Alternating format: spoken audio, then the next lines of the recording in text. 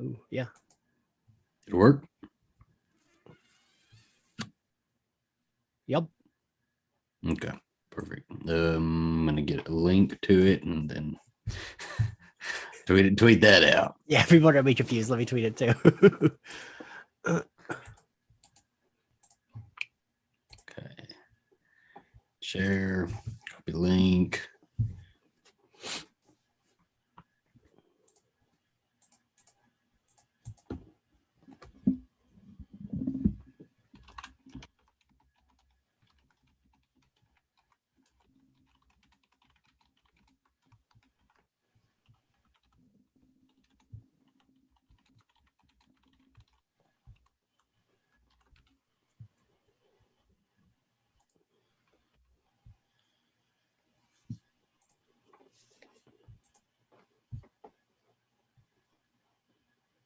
Okay. There's some people watching, so Are there? Okay, yeah. well, let's see. I can't even see. Okay. Hello.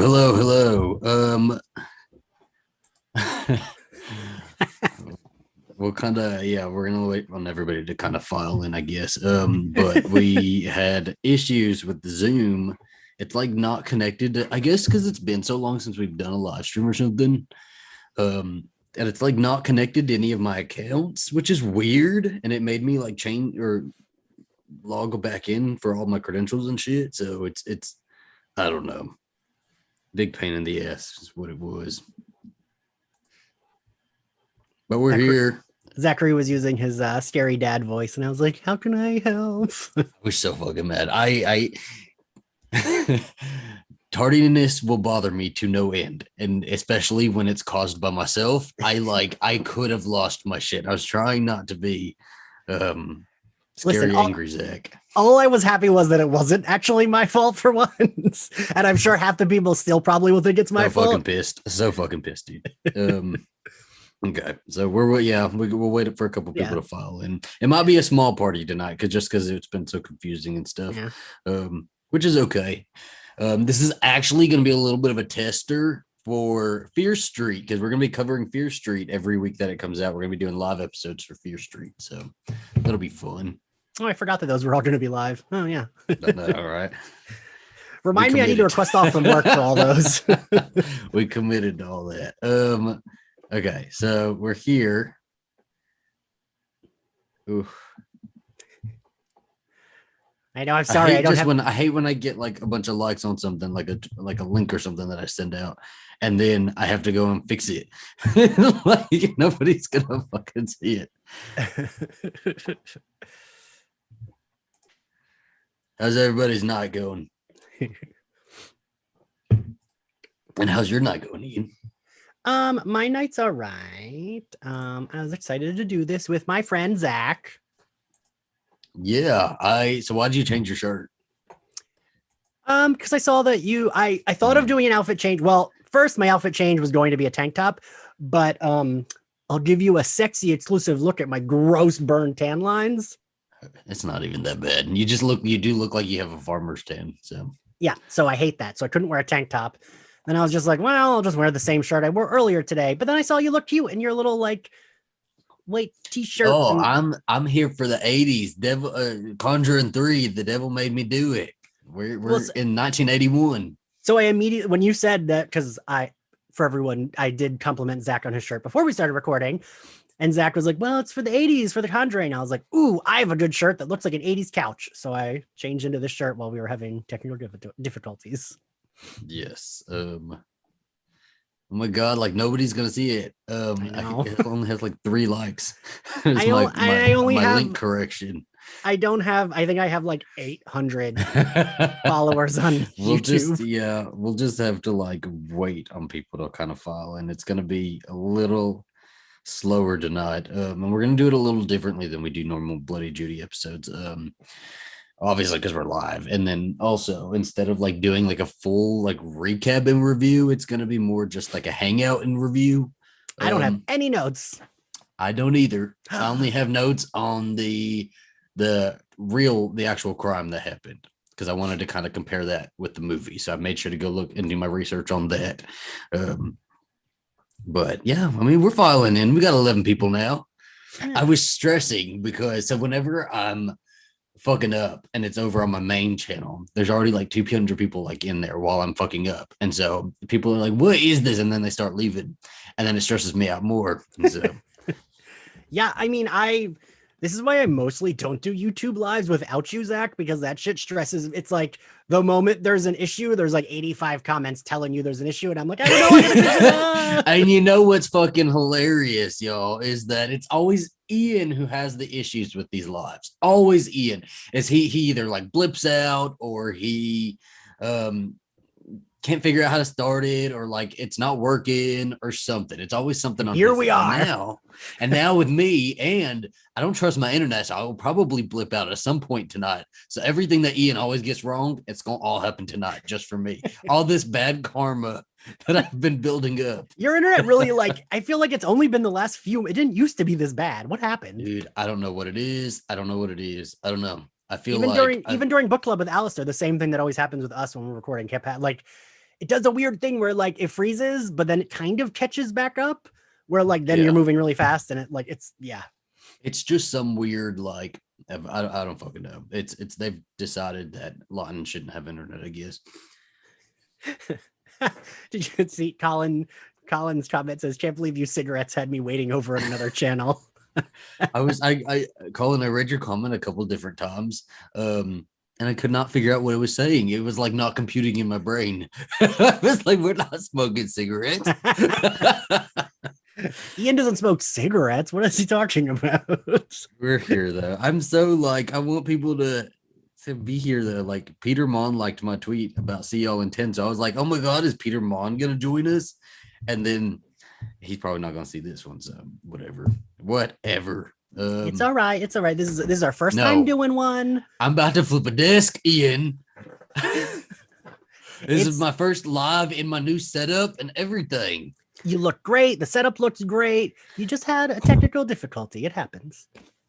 We're still doing the thing, just on a channel with way less stuff going on. It's okay. It's okay. When I offered Slayer Fest, I was like, what was it? When I offered to be like, we could do it at Slayer Fest, I was like, ugh. Yeah, I'll have to figure it out. Because I mean, we did it like almost every week last summer. So yeah. I know it works. Just gotta. Although I guess when we did it, when we were doing it all the time before, it was always on your main channel, wasn't it? It was. Yeah. So I'll guess I'll have to figure. I was excited to do it over on my bonus channel though, because we have the morning show. If anybody hasn't gone and listened, I'm like super stoked that we're doing this morning show as well. And I kind of wanted to bring a little bit of traffic into that because it's doing better than I thought it was going to do. Nice. So that's good. So I'm gonna have to do a little promo for that at the end of this. Yeah. Well, yeah. I mean, I always tell you can promote from Slayer Fest. You have the login. I can tweet whatever I want. I can tweet a picture of my balls from Slayer Fest if I want to. I mean, you can. I'd prefer if you didn't, but you can. The engagement would probably be good. So you know what? I'll paint them up. A ghost and a pumpkin. It'd probably hit me to that 10,000 follower mark. That's my goal. Can we get those comments? Show hole, and then I tweet out like a witch's hole or something like that. What's a witch's hole, Zach? Like a well or something. Like a legit hole in the ground. All right.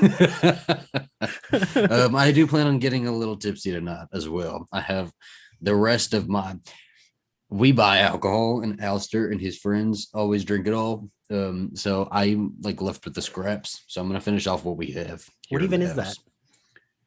It's actually really good. A natty light. Natterdays pineapple lemonade. Pretty fucking solid. My one of my managers at work has been like raving about Mike's Hard Lemonade with cran. And it's like piqued my interest. I don't love a Mike's Hard Lemonade because like it's too much sugar, but it's piqued my interest. Yeah. I've been like, maybe. It sounds decent. So I recently heard that Britney Spears likes Red Bull and apple juice to get her on the go. And so I've been trying it, and it sounded like it was just going to blow my insides out. Yeah. But it's very good. It's very good, and it gets me all speedy. So I've been trying that out. Red Bull, I used to drink it like 3 times a day when I lived in New York. Yeah.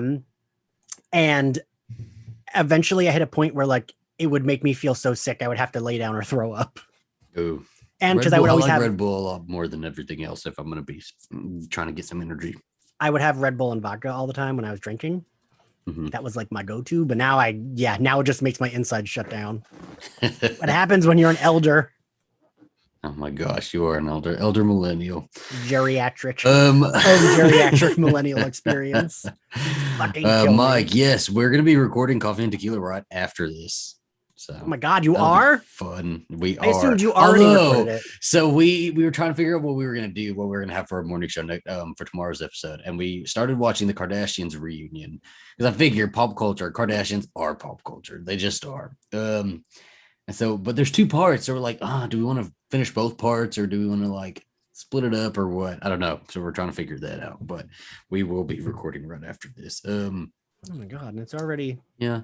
I don't want to lose people though. We were at 13, we're at 11 now. So let's get started into the episode. I'm gonna start. God, these are poor person numbers compared to you, Zach. We're gonna do this. It's stressing me out a little bit. I gotta be honest. Okay, so we're gonna do it. Y'all gonna get an inside, behind the scenes glimpse of how we actually do this shit. So, all right, are you ready, Ian? I'm so ready. I'm gonna go in 5, 4, 3, 2, 1.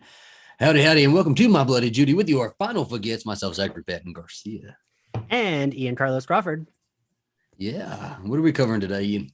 We're going to be talking about The Conjuring, The Devil Made Me Do It. We are live, our first ever live episode of My Bloody Judy, everybody. So the wins, the fails, the W's, the L's, all of it in one little swoop. And we had a little bit of technical difficulties, but now we're going. We're good. We're going. We're not even look at numbers. We're going.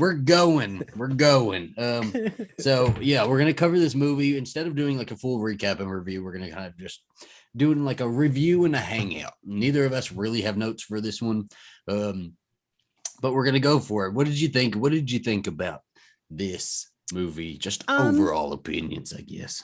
I thought it was fine. I didn't hate it. I didn't love it, but it was like enjoyable to watch. Which like is definitely the credit to like, I feel like Via Farmiga and Patrick Wilson are just like, they have good chemistry. I kept thinking like, oh, this would be a cool Netflix series. Like they're solving little like supernatural crimes per episode, but then there's like a big, almost like Buffy, where it's like, there's a monster of the week, but there's still like the main big bad for the season. I would watch a Netflix series about that where it's like, all right, maybe some of the crimes they find out are like, oop, nope, this person's just a murderer. Some of the crimes are like, ooh, that is the devil. I think that would work. Did you watch the show Evil? I can't remember. No, what is that? Where is that on? How old is that? Is that one of your 30s shows? It just came out last year, asshole. The second season is premiering soon.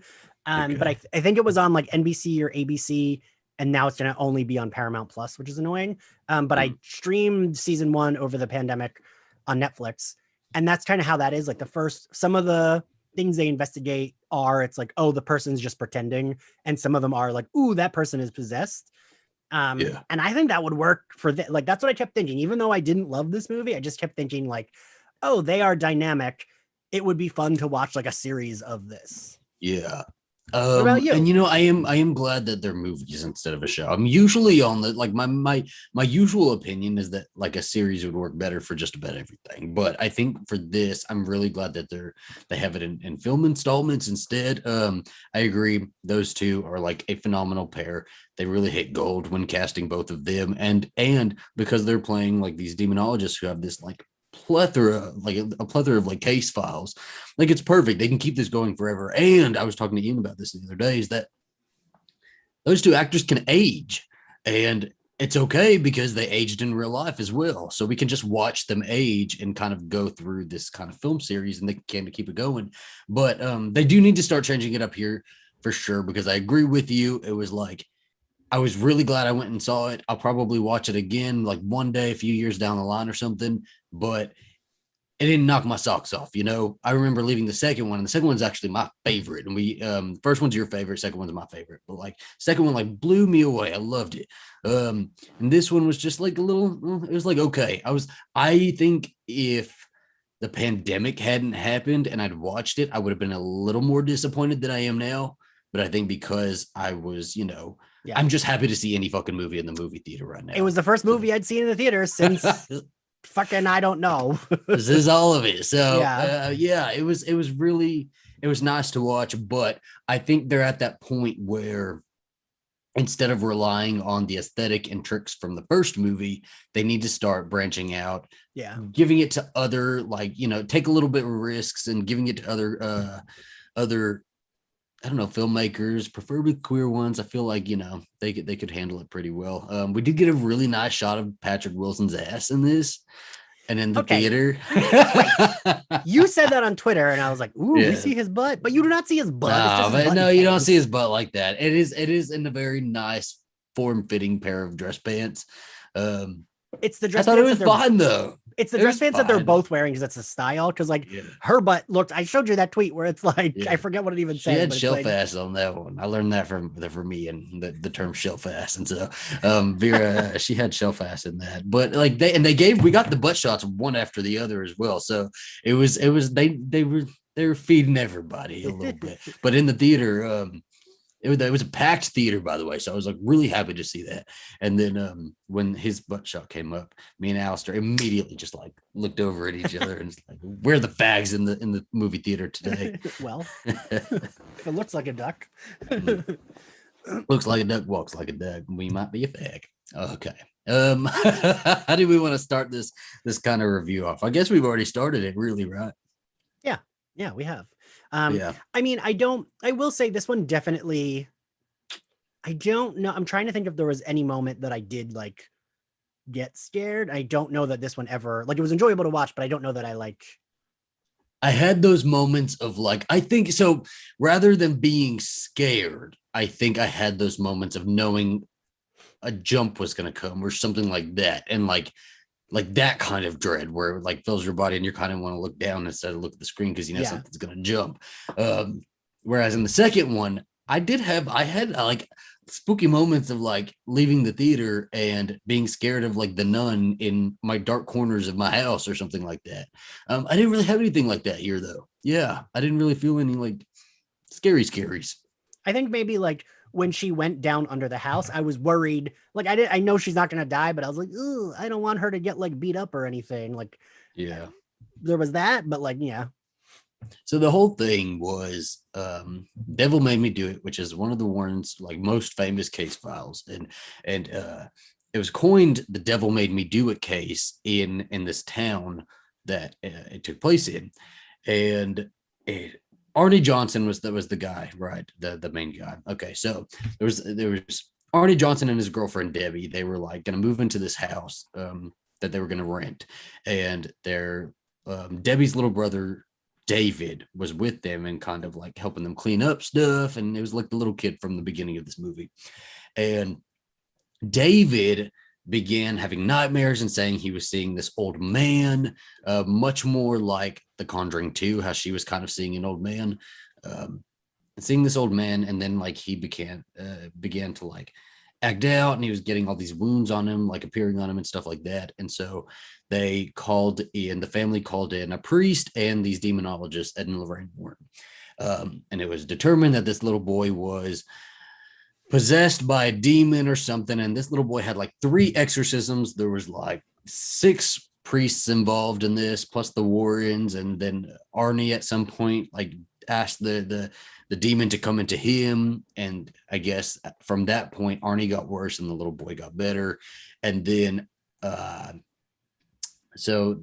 just like in the movie, Debbie worked for like this kennel, and she was like a dog groomer for this kennel. And they had all gone out with Debbie's boss, Alan, to like some bar for lunch or something like that. And so the guy got really trashed. Alan got really trashed. They all went home, and Alan was like kind of manhandling like Debbie's cousin. She was like a little child, like named Mary or something like that, I think. And so Arnie stepped in and like had Alan like release Mary or whatever, and then they started arguing, and then everybody in the room says that Arnie was like growling and then started stabbing Alan. And so he kills Alan just like in the movie basically. And then it becomes this whole case of like the devil made me do it, and they're all saying like he was possessed by the same demon that was in David. And so that's the real story, right? And that Wait, isn't it important to say Yes. that they told the Warrens to never come back, that family? They Like they said the Warrens made it worse. It's yes. So yes and no. Okay. So because they did have there is the documentation of like the words being involved in like kind of the trial and stuff like that.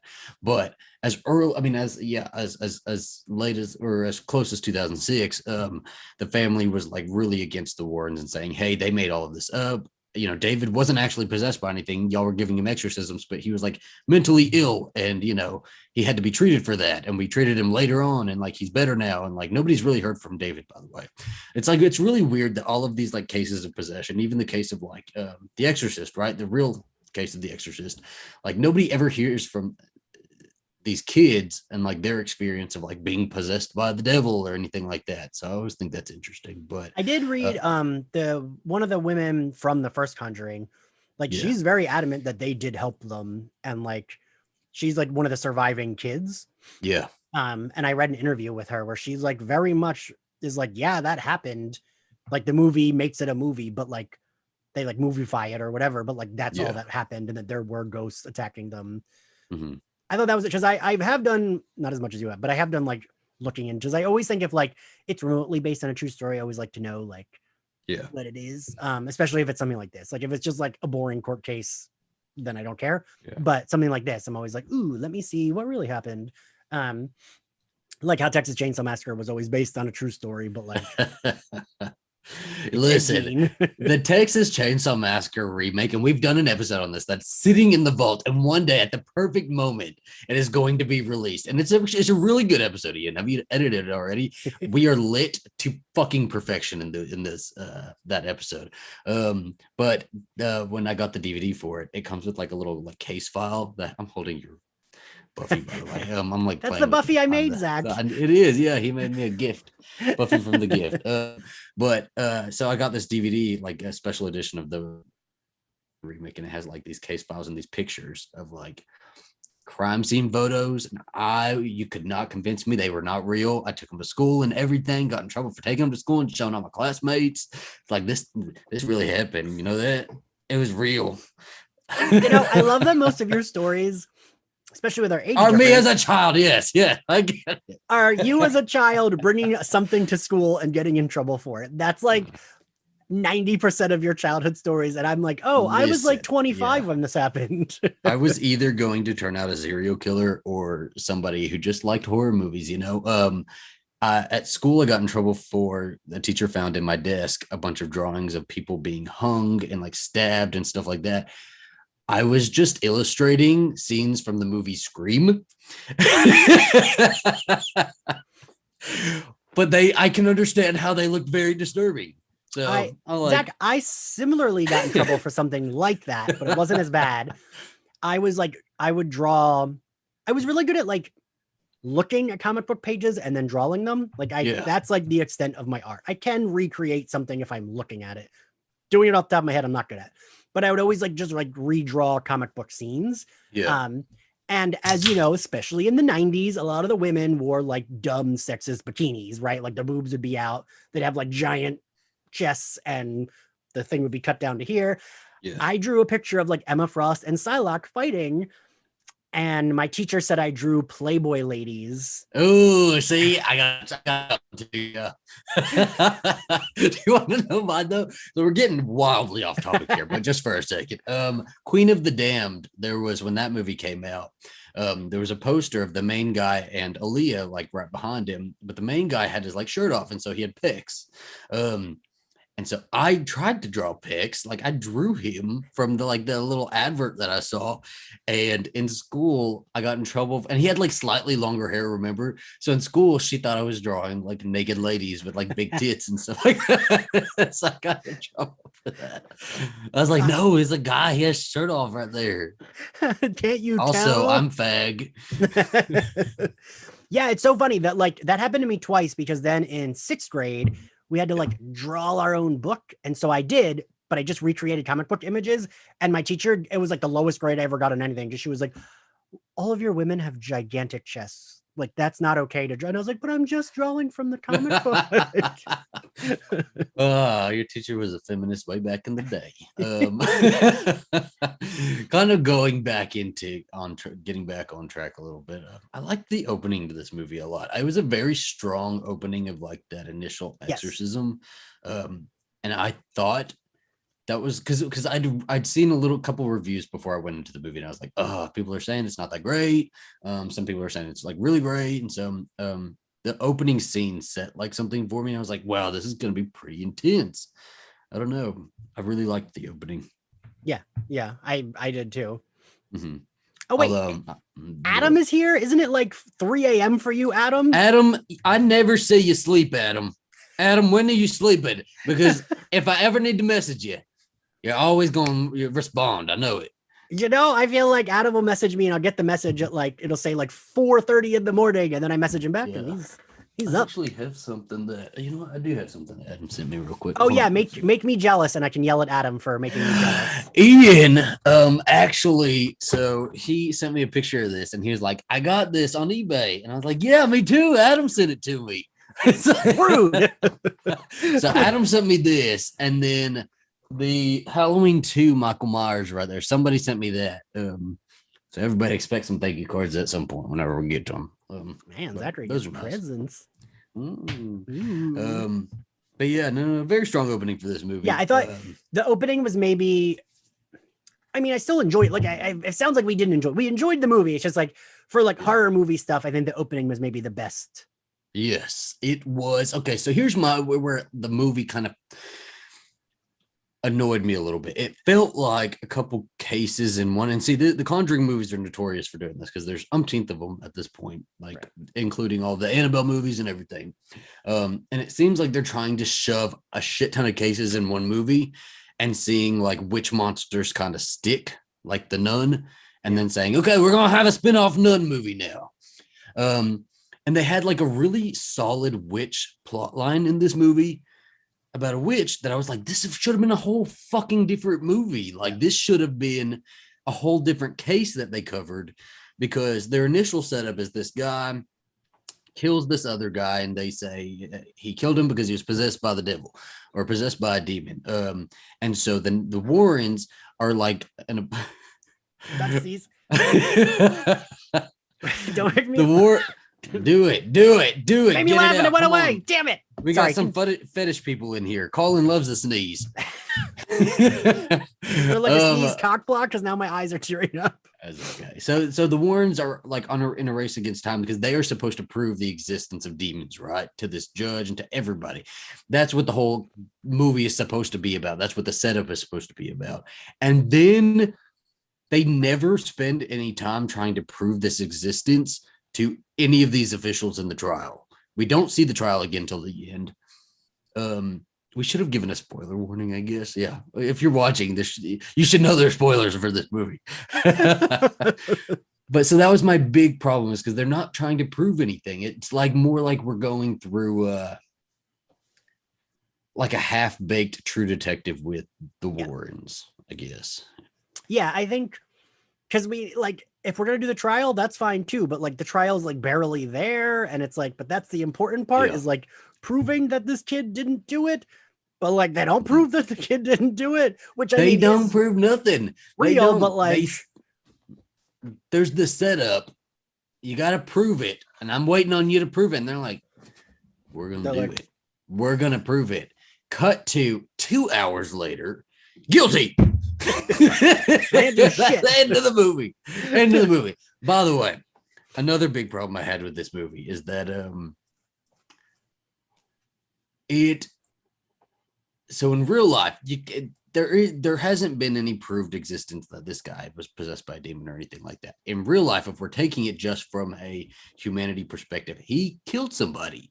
He took somebody's life. And this movie is very heavily showing that this guy is very innocent. And I don't like that there wasn't any nuance there with that character, because I think it almost would have worked better if it was like, well, maybe he was possessed, but do we really believe he was possessed? Like, what do we really think? And we're kind of left as the audience to decide that. Well, instead of like it's setting a tone like this guy killed somebody, but it's okay because he was possessed by a demon. I mean, but that's the whole conceit of all of these films, right? It has to be that I guess.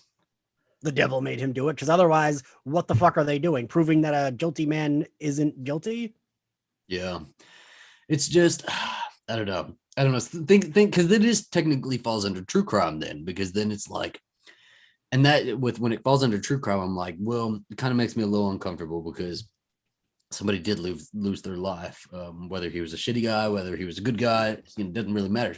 Somebody lost their life at the hands of Arnie, and so Arnie, I don't know, he's like very, very sympathetic in this, and like they go full balls to the wall, like paranormal in this movie, which is great. I've always wanted, like, for the first two movies, I was like big into like, well, they have this, like, they have all these case files, they have these characters. You're either going to commit to it being like very realistic, or you're going to commit to like, really going there with the paranormal aspects of it, and like with the Wolfman case and with all of this stuff, and like, kind of creating a fantasy out of all of this. And I think with this movie, they've really shown that they're going to just go with the fantasy aspect, which is perfectly fine for me. I don't need a bunch of accuracy with this. I mean, in real life, Lorraine Warren probably hated us. That's gays. So, but I would take a hug and a slap from Vera Farmiga. In character as Lorraine Warren. Yes, please, with the slacks on. Love the slack. God, I feel like I'm going to sneeze. It's like there. Ah. This whole show is just going to be Ian almost sneezing. Hate it. Yeah, no, I'm okay with them going full fantasy, only because we have to believe, because if the guy did do it and wasn't possessed by the devil in the realm of the movies, then they were defending someone who was like very guilty and did a murder. So like, I feel like for us to still love these characters, and at this point they're very fantasy characters, right? Yeah, because Ed and Lorraine Warren weren't actually good people. And I'm okay with like, these are the characters in the movie. It would be hard. Like, think of like an episode of Buffy. If Buffy defended someone and then it turned out they were the bad guy, it's like, she did lots of times. Well, no, she did it a lot of times. No, like if she, like, I don't know. It's different when it's Angel, because he like was possessed and blah. Angel's. Listen, we did our Zoom reading today, and Gabe Gonzalez did a real good silly Angel voice. Okay, if you ever need another Angel but I want it to be like the Angel where he's doing like the whimpering and stuff like that, I will be your man. I will do it. Oh, now he wants to do a reading after I've done one. It would have been a perfect episode for you to be a whimpering Angel. And I would have loved. Listen, I never said David Boreanaz was that great of an actor. Okay. I'm very excited to see that reading, by the way. He just did to let everyone know. Yes. He's got the Wish coming up. We're going to throw a bunch of product placement throughout this whole entire episode. Fireball. Natural Light. When's Fireball going to sponsor us? I drink enough when we're during our things. Goodness, here's hoping somebody sponsors us. Don't alcohol like brands love to sponsor gay things? Because they know we drink a lot. I think I've screwed myself over in the world of alcohol sponsoring. I had like one really bad experience with Dos Equis, and now like no other people will work with me. I really wanted like a Corona or a Bud Light or something. It's okay. Anyway, so yeah, we did sorry, we're just like spiraling in our lives right now. It's just... So I had a good day and a bad day, had a spiral in the middle. We did a live reading, and it was we did it of Buffy season 3 episode The Wish, and I had Summer Bishil from The Magicians, Arjun Gupta from The Magicians. They were both fucking fantastic, and Brianna Venskis from Agents of S.H.I.E.L.D., Supergirl, and Walking Dead. Wait, Zach, you watched Walking Dead, so do you remember her character? Yes. Which one? Brianna Venskis. She played Beatrice. Which season? Because I stopped watching after. It's a very long show, Ian. She was in 10 episodes, but she was never a main cast member. So she was like, then I would have to see what season she would have been in, because I stopped pretty early, maybe like season 6 or 7. I stopped after season 1. It's very good, Ian. No, season 2 of The Walking Dead. That finale is like Ace TV. Wait, but back then was when it was harder to find stuff on streaming. That's why. Like I literally was like, well, I like that, but I don't know where I'll ever find the show because I don't have cable. So then I just That's never watched fair. it. That's fair.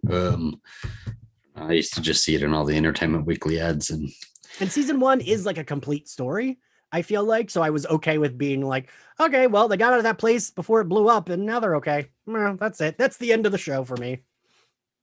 it's a very solid show. I mean, we need to get off this topic because it has nothing to do with what we're talking about right now. Am I still here? It's telling me my internet connection is unstable. You froze for a little bit while I was talking. Oh, okay. Well, let me know if it looks like I'm sucking a dick or anything while I'm frozen, please. Sometimes Zach will freeze in the best positions. Like one time he froze going, that's great. Just right onto the microphone, just like that. Yeah, so those are like my big grievances with the Conjuring 3 is that it doesn't feel like it stuck to its story, because then it goes off on this witch tangent, which is great in and of itself. Yes, like it was cool, pretty great. It just like, wasn't like two movies did, Yeah. 2 different movies, or like commit to a 10 episode series. I'm being sold on this series as we go. Yes. I can see it each episode. This is what American Horror Story should have done a long time ago. I love when I can get. See Oh wait, Zach, does that mean what were you gonna say about me? You're almost right. I'll take it. I'm gonna say that one. I don't know what we're in the comments saying though. We're saying what the fuck? Her boyfriends, strong arm. Yeah, not sure where we are. People have been getting a little tipsy now though. It's been going from like 9 to 15. It's been like jumping around. Oh really? We're killing it. There we go. Yeah, I don't know. Good. Okay, there's the review. Everybody. Good movie. Good. I feel like we're doing all right. This is a fun time, right, guys? You're having fun. Where is Adam? Are you still here, Adam? I feel like Adam dropped that comment and peaced out. He came in to show his support and he's gone. Adam's gone. I mean, John said this feels intimate, which I love. Yes, that's a way of saying there's only 10 people watching you. This literally is our practice episode for the Fear Street ones. By the way, Fear Street, let's talk about that for a second. I loved those books as a little kid, and me and Ian actually talked about that, and he also loved those books. And so we are very excited to be doing 3 back-to-back live stream episodes. Oh, wait, I will tell you, I don't remember shit from them because I read so much R.L. Stine that like all of it kind of blurs. Wait, is Fear Street R.L. Stine? No, it is R.L. Stine, right? You froze, so now I don't know. Maybe it is. I think it is. Yeah. Okay. Yeah, you're back. Yes. Yeah, I read so many of his like in my brain, not Sid the Dummy, whatever the fuck the dummy is. I'm like, he's in that, right? But he's not, right? If his name is Sid, there is a dummy. Yes. So it's Slappy. Yes. Slappy. Yes. But is he he's not in Fear Street, right? No, not in Fear Street. He's just a random Goosebumps. Right. But so like I don't think, because I think I read like so many random ones and they would scare me. Like the one Goosebumps book about the camera where it like, I forget what it fucking did, but you would see the people dead in the picture. That scared me so much.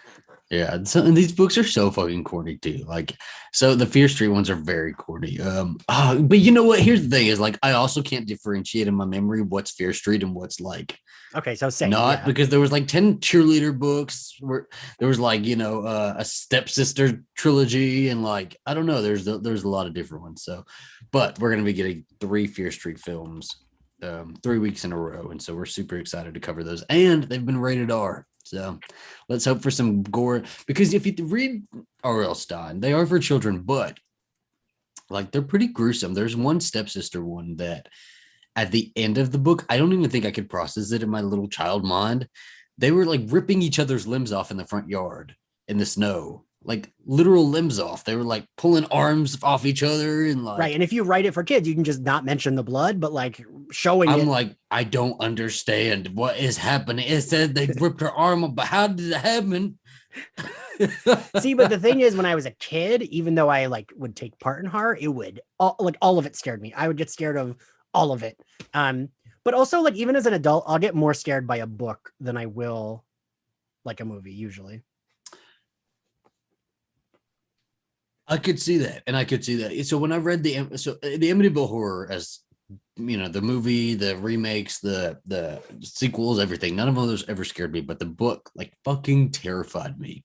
Because there's this one scene where her brother comes to visit them, and he like spends the night and he sleeps in like the guest room or something like that, and he sees at the end of the bed like a little boy like at the end of the bed or something like that, and the little boy's just sitting on the end of the bed, and that fucking scared me to no end, and I could not sleep for like weeks after that.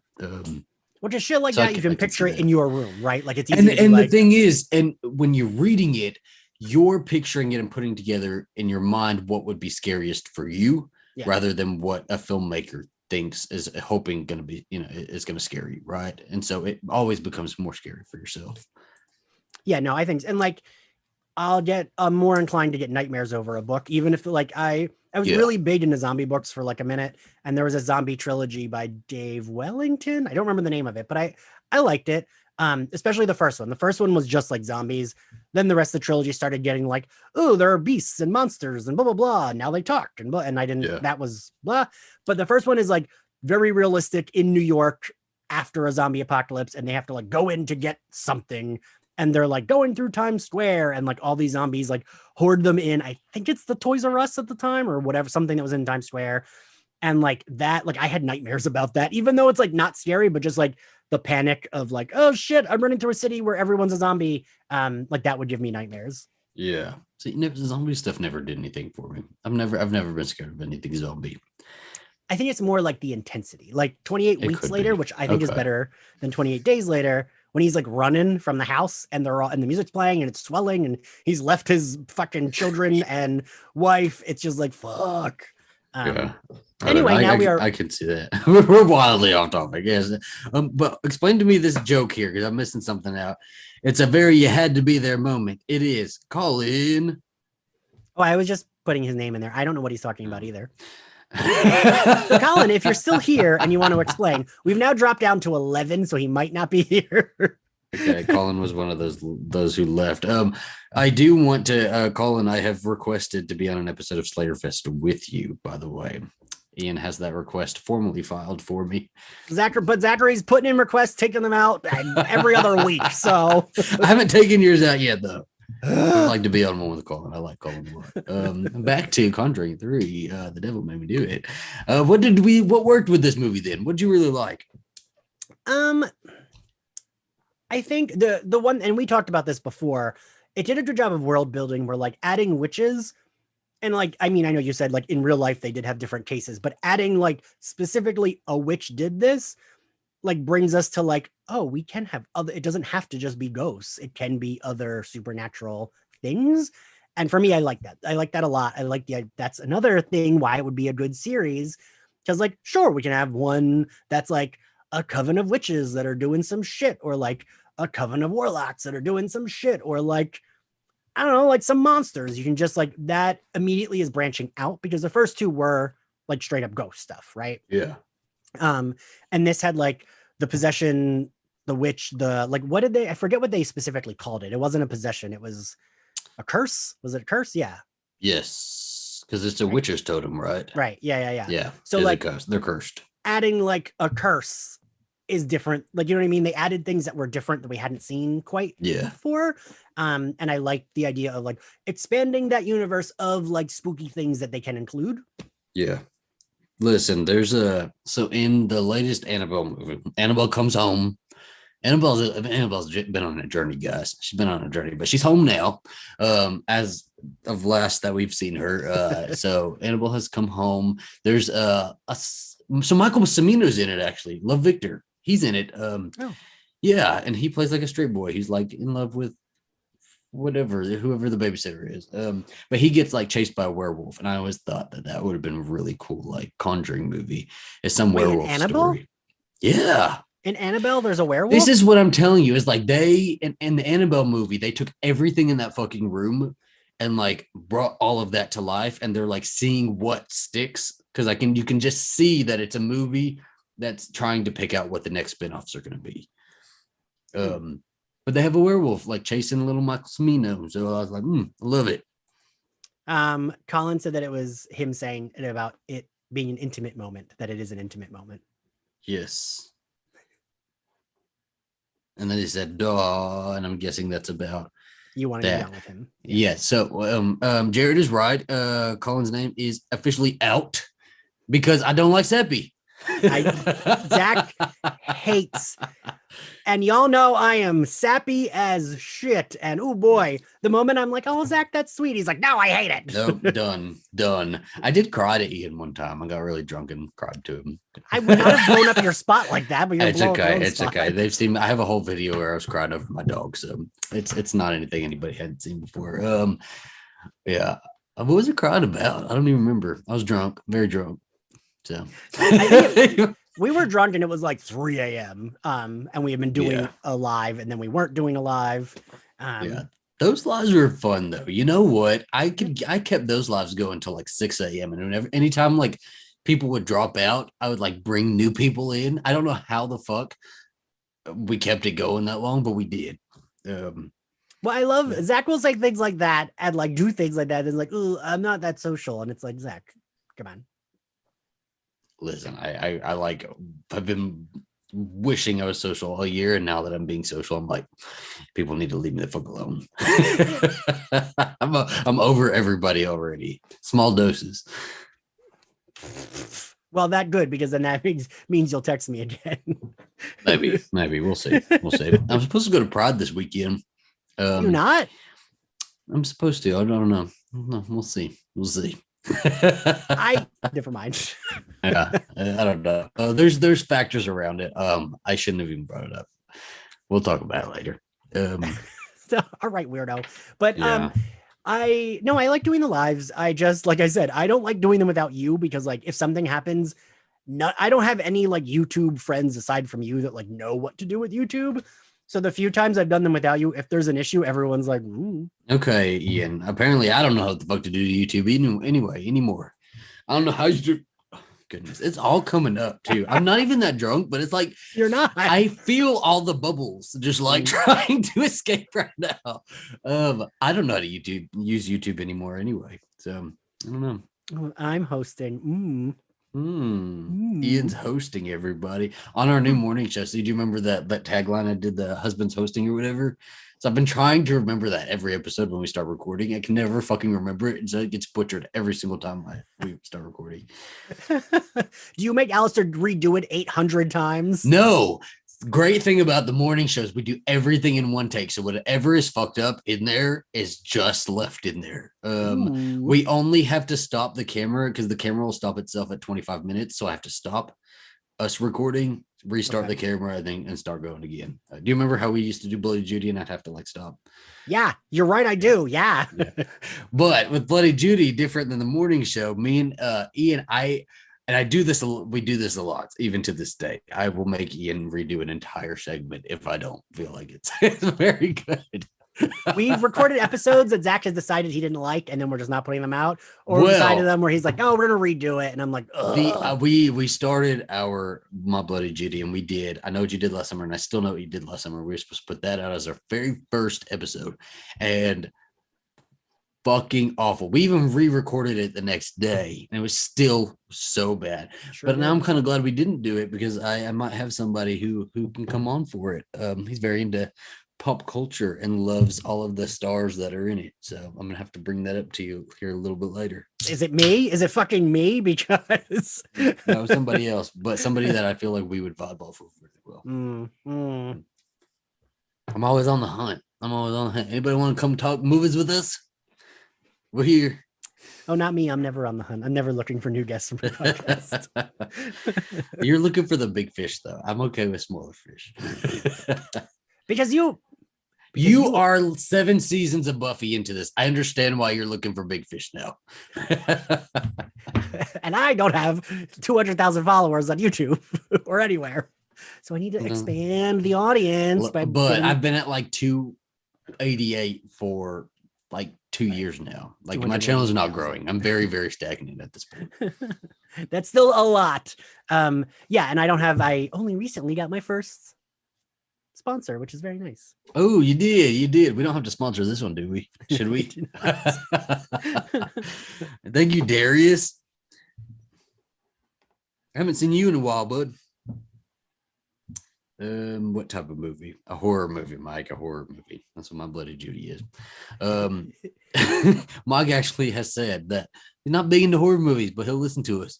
Oh. So we thank you. I've had a few Slayer Fest 98 listeners that are like, I'm not really into horror, but I'll listen to you and Zach. Yeah, I'm good with that. You know what? We'll take the views. We'll take the listens. Just absolutely. By the way, everybody, if you want to do us a big favor, go over to Slayerfest 98's Apple account or whatever. Go leave an Apple review for the Apple podcast over there. Or it doesn't even have to be a review. Just star it 5 stars. Yes. But yeah, because oh boy, there's been getting a lot of where's Buffy? Yes, Buffy's on its way. On its way. It's on its way. We're working towards it. We're getting there. You've not announced your guests for Conversations with Dead People, have you? No, because I don't want to announce them until I have a full episode. Okay. Well, they're exciting, everybody. I know who they are. I think I really shit the bed by saying I got someone because everyone assumed they were like, oh my God, who is it from Buffy? And they were like listing Buffy. It's and I was nobody from Buffy. Nobody from Buffy. Vera Farmiga, everybody. Vera Farmiga and Patrick Wilson. Yeah. Conversations with Dead People. Ed and Lorraine Warren cover the Summer Sales. You know what? I would watch that. movie. And also, we need to create a script reading of that. That should be the next one. Is what it should be. So, good. So I'll write a script that's that, and it should be the My Bloody Judy Slayer Fest 98 crossover. Oh my gosh, I would love it. It would be Buffy's birthday party where they're all stuck in the house, but it would be the Wilsons come in, and instead of helping them get out, they're just trying to sense the ghosts in there. Try to exercise Spike. But I will say also that I read an interview, and I can't remember. I was trying to look for it before this, but I can't remember. I saw it online. I sent it to you, Zach, while ago. There's an interview with Vera Farmiga and Patrick Wilson that is bananas unhinged. And it begins with her saying she went to some sacred ocean and threw her son's old toy in there. And then Patrick Wilson is like, you should have recycled that toy. That's bad for the environment. I'm going to have to go there and get it out. And they jokingly, but he's apparently a big environmental stuff. And he's kind of annoyed that she did it, but clearly they like each other. It's friends when friends are annoyed. Yeah. But then she asks the interviewer if he believes in supernatural. He says he doesn't. And then she just starts listing things. She's like, what about this? What about this? These are acts of supernatural. And he's like, I don't know. I don't really believe and she's just trying to convince him. And it sounds like she's mad, but then she says that she's not.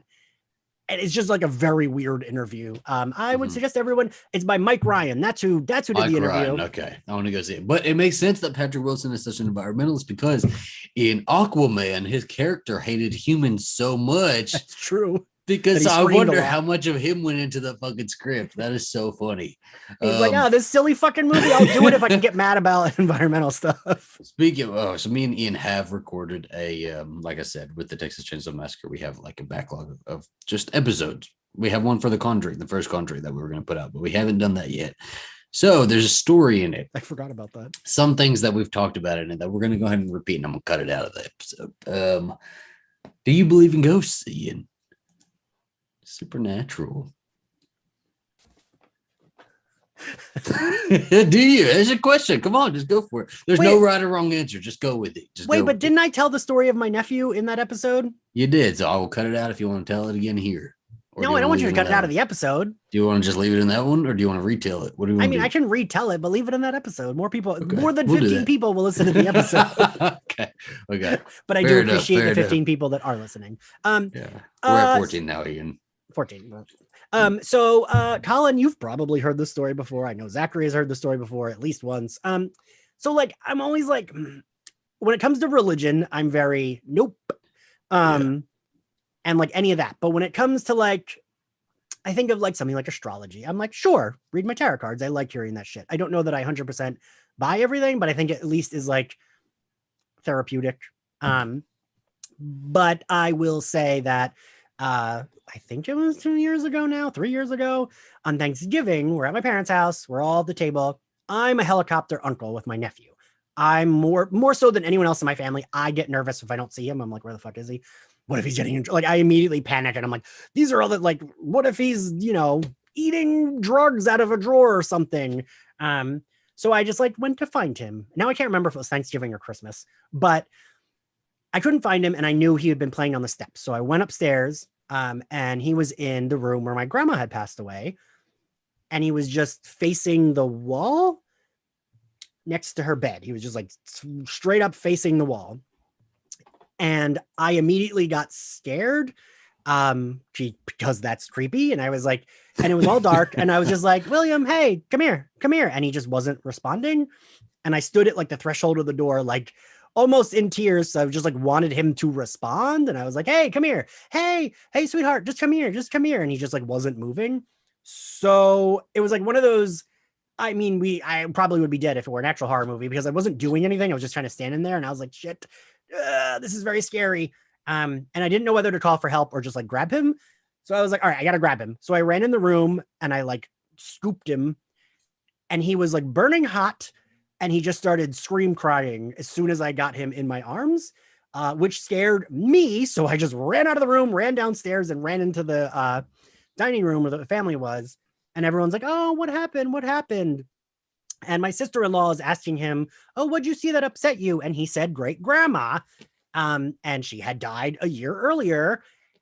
And it scared the shit out of me because, yeah, that's scary. And yeah, I said, like, Hispanics can be very supernatural, very superstitious, right? So my mom was just like, oh, it was mommy talking to him. And I was like, just so casual too. That's no big deal. And my dad was just like, oh, my dad is like very like my dad's like conservative but doesn't believe in anything and was like, oh no, well he just remembered that's the room where great grandma was, so he maybe like realized she wasn't here. And like I don't really buy that either because but then later that night my mom was like, all right, you're gonna sit in the room with me, Ian, and we're gonna talk to mommy and tell her that she scared us. And I was like, what? My mom made me hold her hand and was just like, hey mom, like you really scared us, don't do that again, okay, we love you, we miss you, blah blah blah blah. And I was like, how is this a regular thing? A family's just like, oh yeah, that's what we have to do now. And my mom presented it all very like, yeah, that's what we do. And yeah, so that was my like scary ghost story. And I still, if I'm in that house alone and the lights are off, I'll either turn on all the lights upstairs in every room or shut every door. I don't know how you could even be in the house alone. I at this point, I don't know how you could. It's okay. So then that doesn't say you believe in it though. Do you believe in ghosts and stuff like that? I mean, if you were like, Ian, do you believe in Bible stuff or ghosts? I would say go. Like if I had to pick one, I pick ghosts. Yeah. Okay. So I don't know. Like it's like I can believe it. I don't know that I believe it, but I can believe it. I totally believe it. I totally believe it. I don't believe that it's like a spirit that's trapped or anything like that, or like walking around the house or anything like that. But I believe that it's more residual energy that's like left over. I wholly believe that people and animals and everything can like leave behind residual energy. So I think that's probably exactly what it was, because that was her room, right? That was a place that was hers, her domain. That was where she died. Yeah, so that's probably that residual energy. When I was in, I totally believe in it. But when I was in how the fuck old was I? Where was I? What house was I in? Okay, we were military. We moved around a lot. Okay, I'm sorry. I was like 16, I think. Yeah, I was in South Carolina, 16. And I was just in my room fucking around and stuff like that, smoking cigarettes on the roof and like going inside and like going back out and smoking cigarettes. You bad teen. Oh, bad. I was like going from my bed and to the roof, like smoking cigarettes over and over. So my friend was on FaceTime, just like sitting on the laptop on my bed. So I was just going back and forth, and I went to the roof, and while I was sitting there, I heard in my ear, it was like somebody was literally right fucking here in my ear. And they went, and I don't know what the word was, but it sounded like this. I remember the sound, and the sound was, but it was a word. It was a word, but it was like that, an H and an S at the end. And it was just right fucking there. And like, scared the shit out of me, like the ever living shit out of me. And I can still fucking hear it to this day. And see, but stuff like that, I've definitely had happen. yeah, And that I'm always like, okay, but like you can hear something weird like that. I like, if I can rationalize it in my head, I'm like pretty good at being like, all right, well, like I'm being crazy. Because I've definitely had like times where it's like, oh, I was positive I felt someone next to me, like while I'm in bed or something. And then I'm like, okay, but like I'm just yeah, playing tricks on my mind.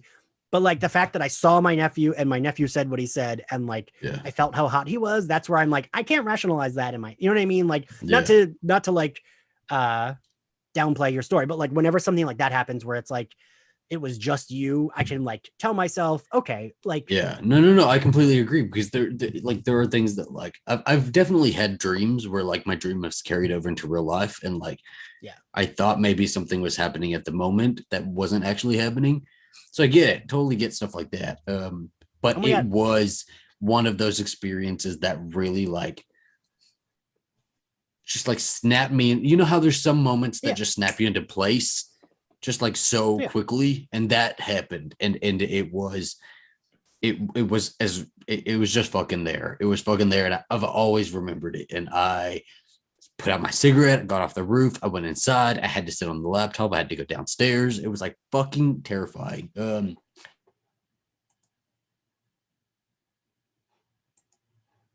Oop, you froze.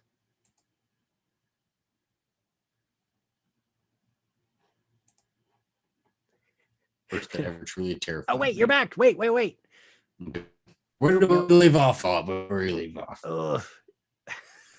It was scary, guys. It was very scary. Wait, so I'll tell you when you fully come back. Oh wait, you're coming back. You said that you heard the noise and then you said you had to like go on your computer and that was the last thing. Yeah. No, I was just very scared. So like that was one of those snap to real life moments that I've ever had. And like and it just scared me a lot. But then I've had other paranormal experiences that haven't really scared me, but I can recognize that as like not as like something weird. That it's not just like, I don't know, that's not Yeah, no, I normal. get that. But then we're getting a lot of paranormal stories. And we should have started this episode out with paranormal stories in the chat because now we got 17 viewers and paranormal stories. See, Steven, you're right. I was just thinking that too. Steven said we're all gonna have nightmares tonight, and I was just thinking like, Oh, we should have told it differently then because I got some that'll give nightmares. Yeah. No, I don't want a nightmare. Yeah.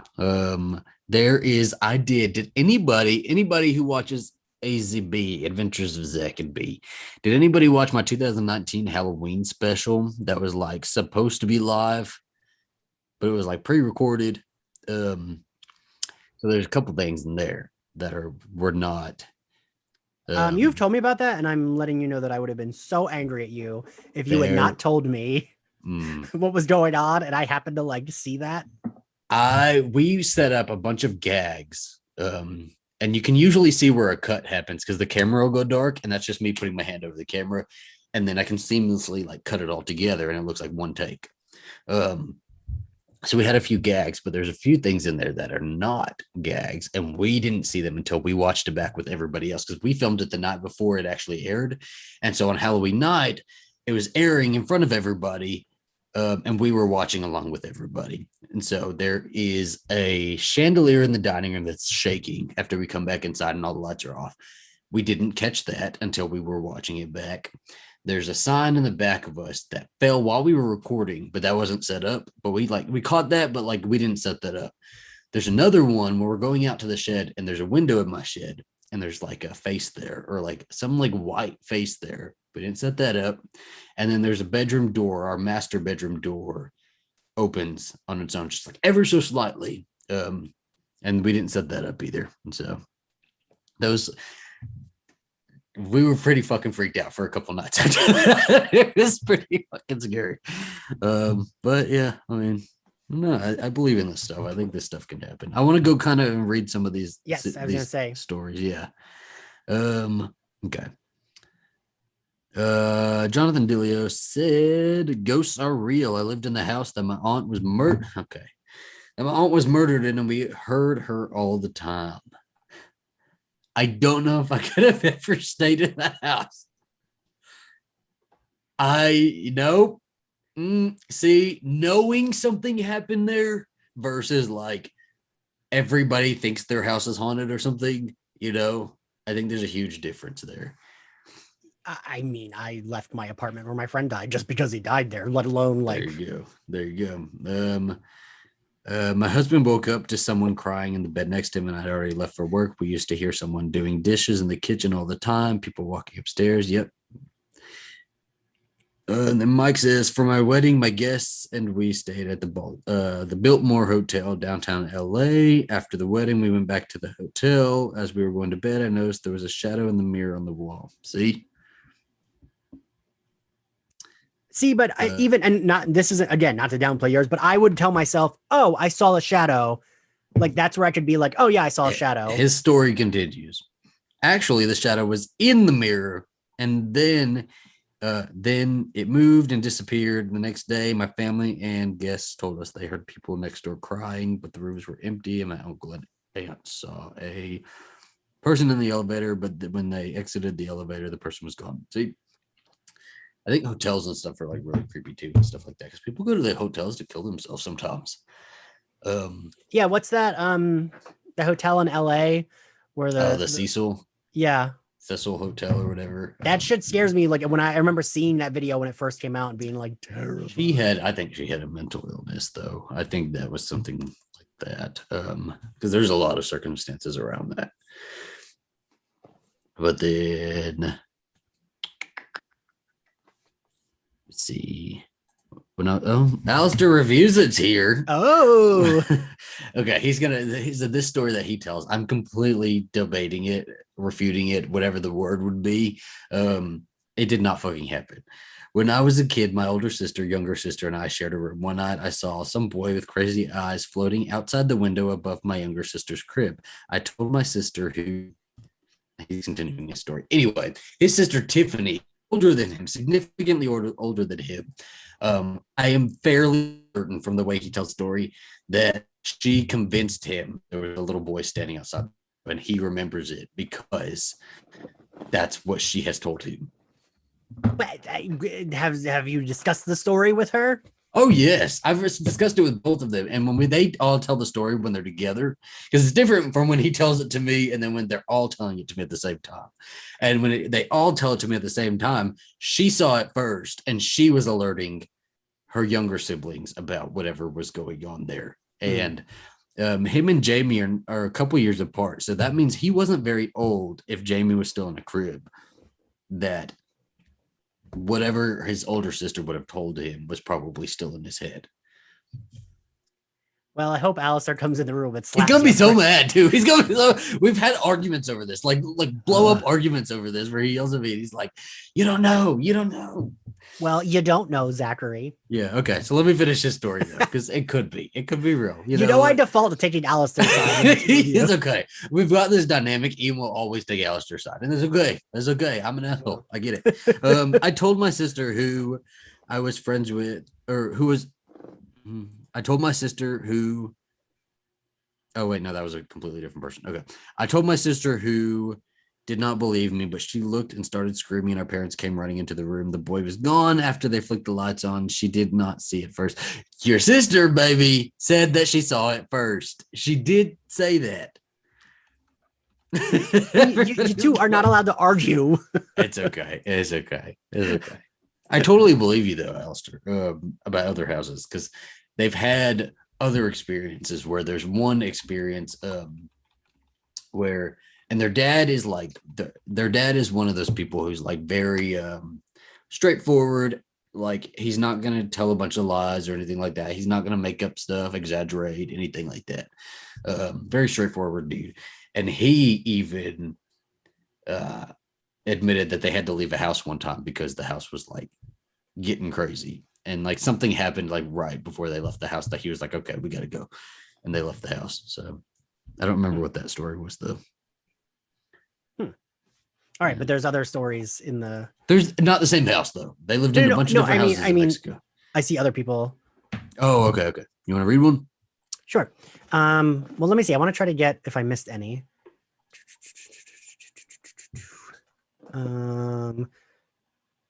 Oh, you told the mirror one. You told Jonathan's, right? Yeah. Wait, no, you didn't tell Jonathan's, did you? I told Jonathan's one about his aunt. Is there another one? Yeah, he said his husband woke up to someone crying in the bed next to him. I think And that's the same story though. I oh, think okay. that's just a continuation. I think they can only type for so long.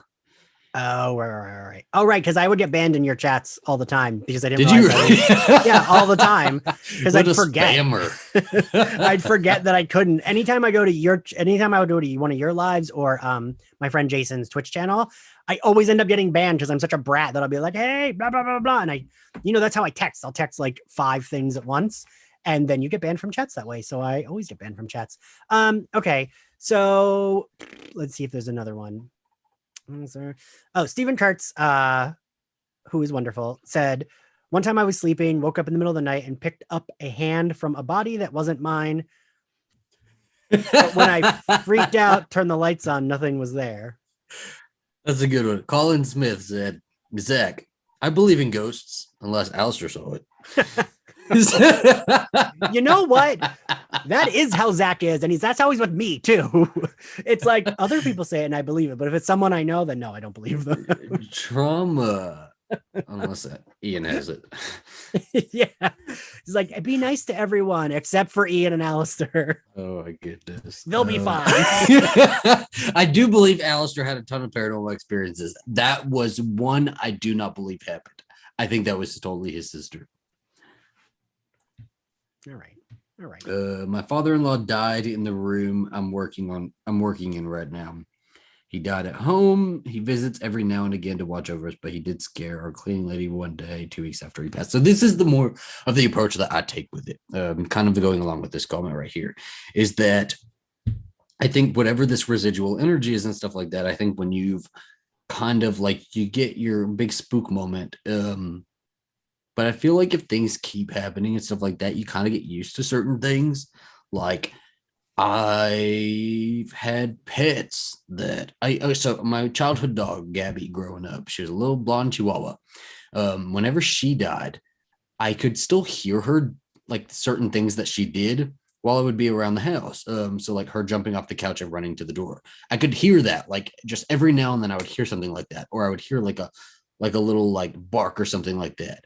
And I totally believe that's just like residual energy there.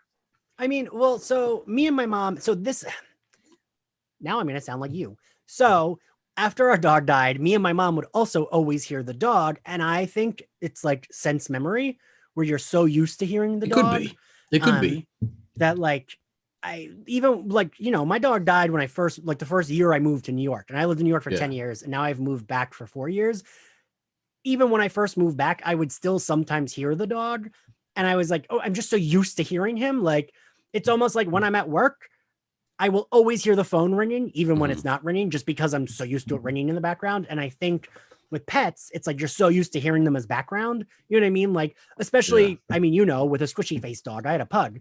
They're making a lot of noise, right? They're never quiet. So like I was so used to my Adam, that was my pug's name, Adam.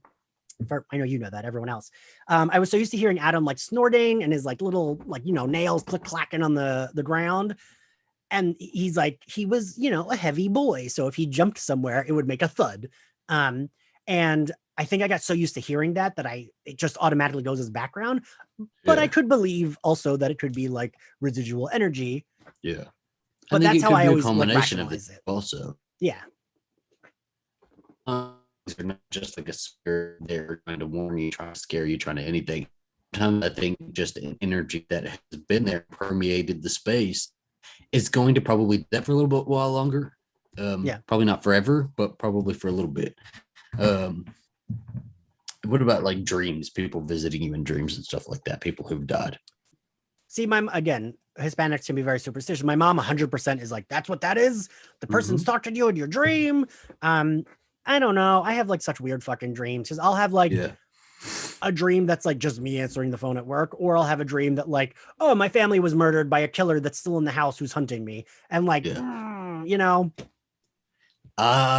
my granny, I've told this story tons of times, but my granny was my first, my granny Rosemary was my first real experience with death, with somebody who was there, who I interacted with a lot, and then just one day wasn't there anymore.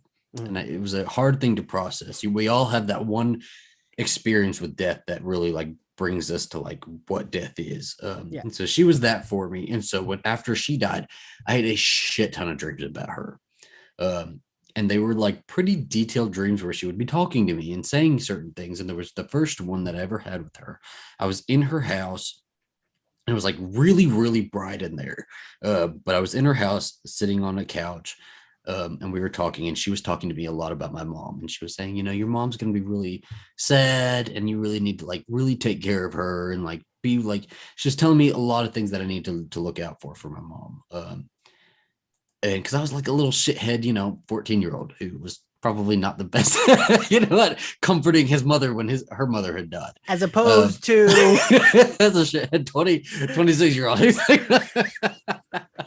Well, I've always been a shithead. It's okay. But like it was very real. And so when I woke up, I didn't forget any of it. I wrote it all down, stuck it in a book my mom was reading, and let her have it. And her and I have talked about this. And like I totally believe that was my granny coming to me and like not really comforting me or anything, but like going for my mom, trying to give my mom a little bit of solace. So I think that can happen. That's fair. Like, so when my grandma passed away, who was like my grandma, I mean, I've told you, my grandma's like was my favorite human being in the world. Her death was like really rough for me. I would always have like very like nice dreams. Like I had a dream that like the guy that I was like kind of seeing who ended up being the worst and I dumped a drink down his shirt, like that him and I were like went to my grandma's house for dinner and she was like very happy that we were there for dinner and like stuff like that was what I would have. And I think that's more like wish fulfillment and you're like, you want things. And the brain is a really interesting thing in that way, right? Because there's another one that I've always wondered if it was more wish fulfillment and like closure that my brain is giving me rather than like so we had another childhood dog. Gabby was paired with Miley and they were this little pair of chihuahuas who like, did everything together and stuff like that. So one day, we were about to leave for Texas. We were going to go visit Texas. And so we were going to board the dogs. And so the lady came and picked the dogs up. And when she got to her property, which is a bunch of acreage and stuff like that, Miley got out of her leash and just took off. And we spent like days looking for her, couldn't find her or anything. A couple months later, I had a dream that I was in my elementary school, like way back when. So by this point, I'm like 15. So like I had a dream that I was in my elementary school way back when. And Miley was like ran up to me and like I got to hold her, I got to like pet her and like do all this stuff with her, and then she like I put her down and she just ran back the way she came from. And I don't know if that was like her and her energy or if that was more my brain giving me closure that this is somebody important to you in your life that's probably not coming back and you can let this go now, something like that. So one in the chat, Steven said this phenomenon, but it's me hearing the Microsoft Outlook and Teams notifications in my sleep, right? It's the gateway opening or dial up. But and then Jonathan said I've experienced the Tesla ghost, which I know is probably just a glitch, but still weird. I don't know what the fuck that is. I don't know what the fuck that. Jonathan, we don't have Teslas. Oh, right. It's his car that drives itself. I fucking forgot. I have a 2012 F-150. We don't have Teslas over here. I drive my dad's car. I don't have a car. He's like the Tesla goes, yeah, you all know what I'm talking about, right? You know what I'm talking about. If you know, you know. Wait, and Jared told a story too. Not really a ghost story, but when I was 4-ish, my elderly neighbor's mother passed away, who I was familiar with. That night, I dreamed about going to heaven and was led around a bright place. And the guy was saying she was resting and you couldn't talk to her later. Yeah, definitely like shit like that. Oh, and Darius also has my great grandmother fell and was dying for days when I was 13. She visited me and my brother the same night in a dream to alert us to come to her house. We went, and that's how she was found. Shit. Yeah. I'm glad my grandmother never told me to go find her. That would have been so traumatic as a child. Can you imagine? Oh my goodness. I'm so sorry.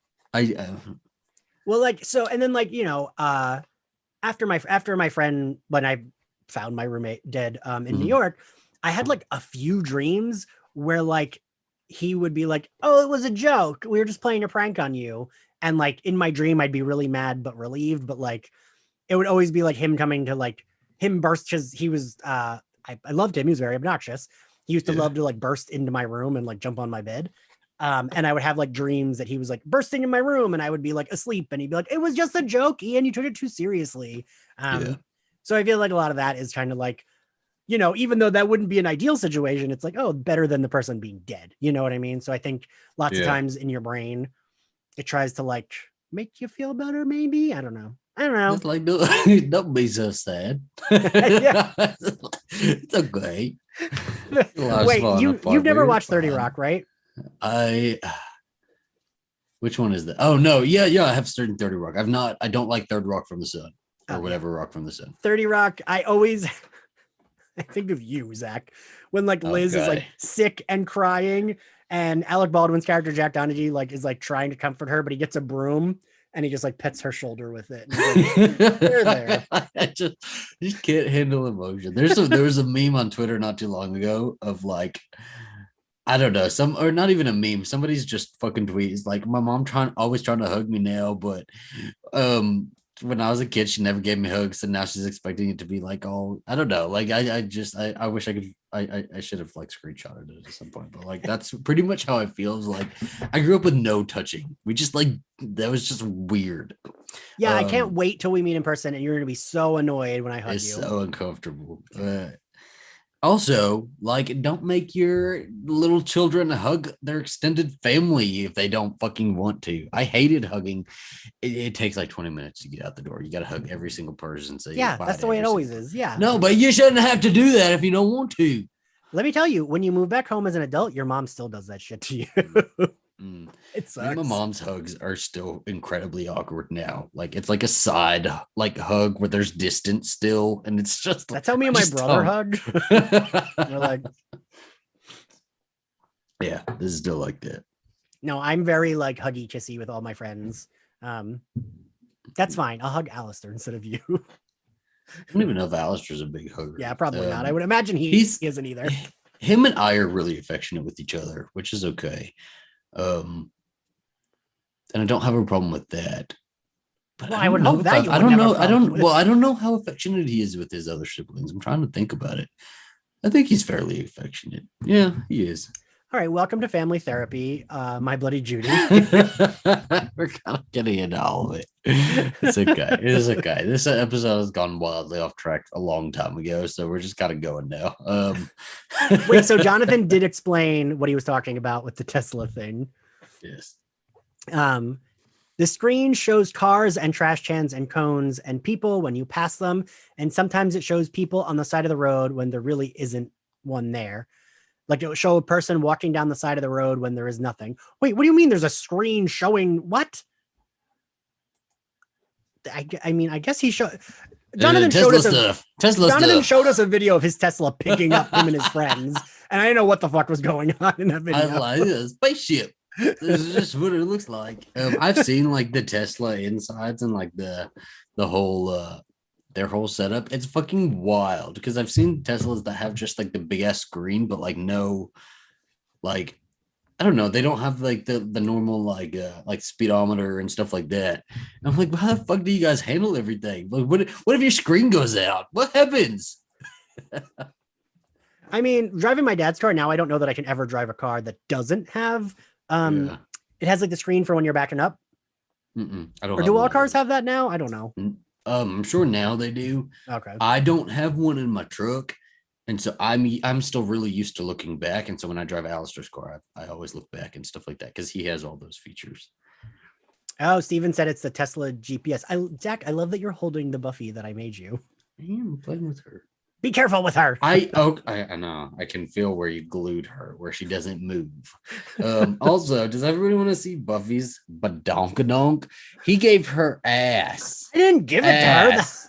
Those are Darla's legs and ass. They're not Sarah Michelle Gellar because I've seen Sarah Michelle Gellar in the episodes. God. Yeah, I feel like... So while we're on the subject, I feel like Zach didn't know how to deal with me up at the front of our friendship because I'm very like sweetheart, I love you, blah. Like when I like, if you're a friend that I really love, I'm very like, Stop it. I still don't. Now I expect it, but I still don't know how to like if like Ian, if Ian were in front of me crying because the most like the saddest moment of his life has just happened, and he was in front of me crying, I wouldn't. What do we? For question for the audience, what do you do? Because I'm there. I'll tell you what you do, Zachary. It's okay. You hug the person that's crying and let them cry on your shoulder. No, none of this.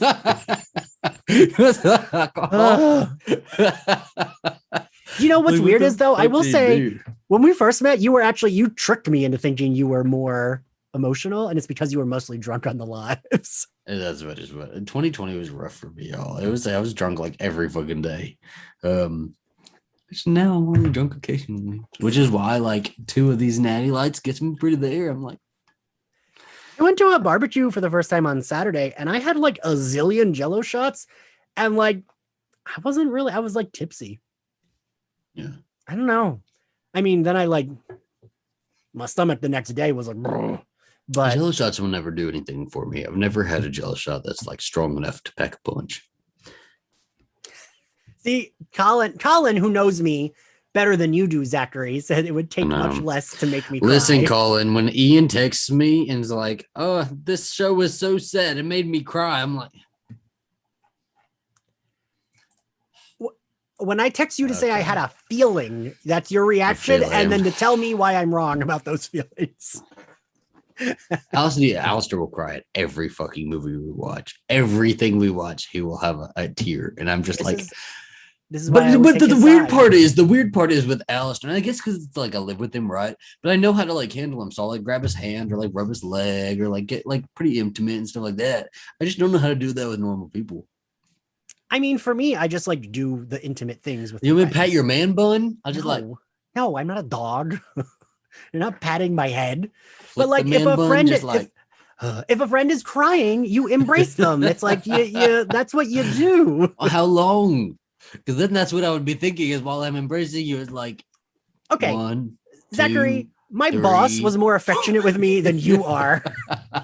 When I had a friend pass away in November and I was at work when I found out, my boss held me while I cried. He's a straight guy, very nice. He held me the whole time until like I was ready to like not be held. So Mike says this live stream has gone through so much. It's good though. I'm learning human emotion, everybody. We're practicing here. Alistair says he will not cry at everything. That's what he's talking about. But our friend the other day, we were watching a movie. We were watching 47 Meters Down. I keep waiting for Alistair to like come in and slap you.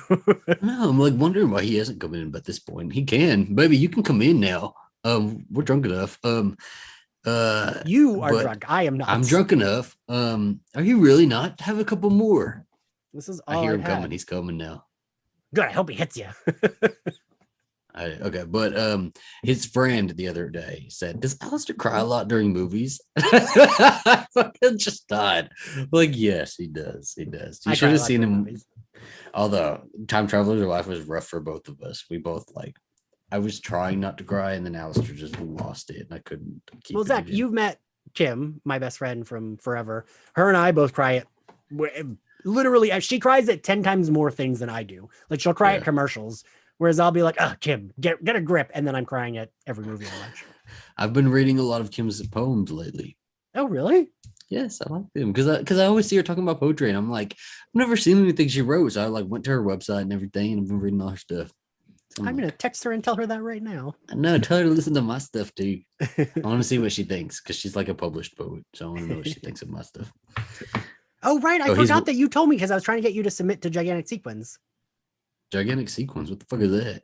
That's the literary magazine. I saw a tab for it, but I didn't click that one. That's the literary magazine Kim runs that I was a nonfiction editor for a long time. My goodness. You know what? We started going off on our tangent outside of the Conjuring, and we've held a steady like 18 to 21 viewers. Once we went outside of the Conjuring, we got more viewers. Just a drunk mess. Is that what it's going to take? God. Y'all, I only had 3 of these. I don't have any more. I can't get any darker than this. I'll Well, take all my alcohol. You gotta do the thing after this. Oh yeah, that's gonna be rough. That's gonna be rough. I don't know what we're gonna do for the morning show, y'all. What topics do y'all want to hear for the morning show? Give us something. Tell us something right now. Ian will come on it at some point. I'm gonna make him. I want you to talk about how great your friend Ian is and how much you love him. I'll make you say it. No. I did once make Zachary say that he loves me.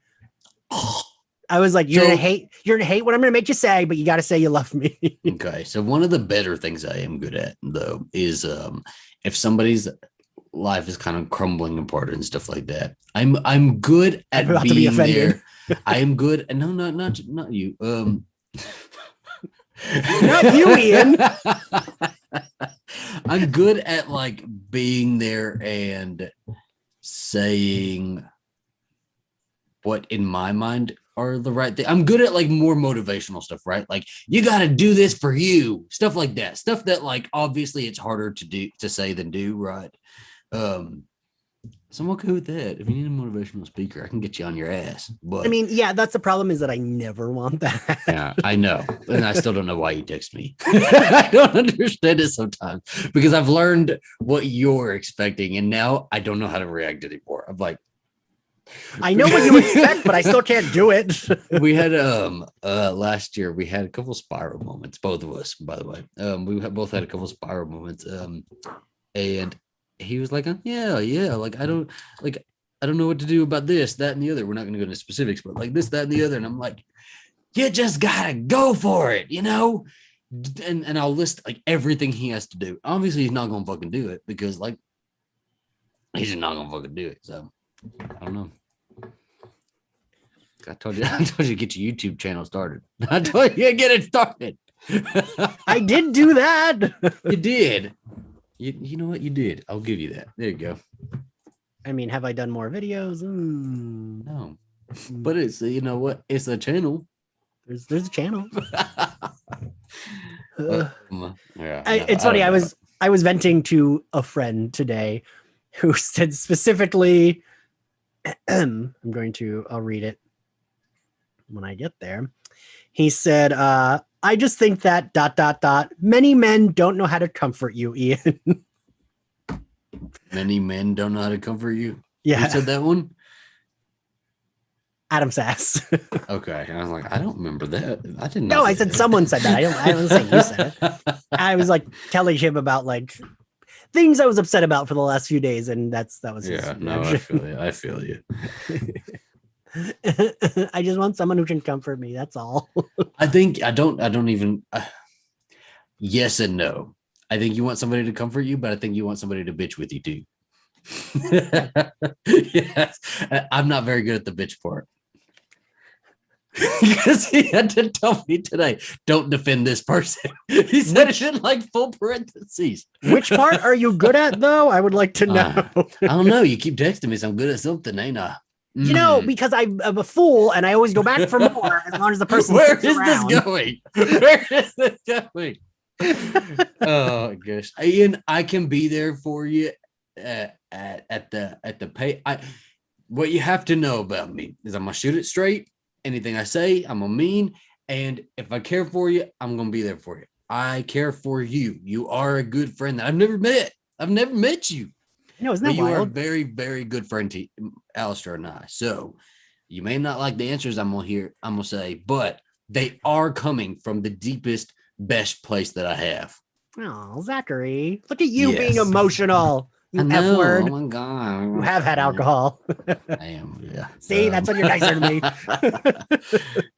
Yes, that was actually very sweet. Thank you. Yes, I there you go. That. There you go. But you won't like any of it. I know you won't like any of it.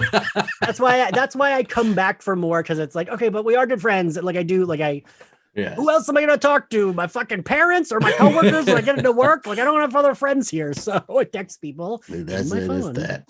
Yeah, I don't know. It's kind poor of Kim and Adam, you know.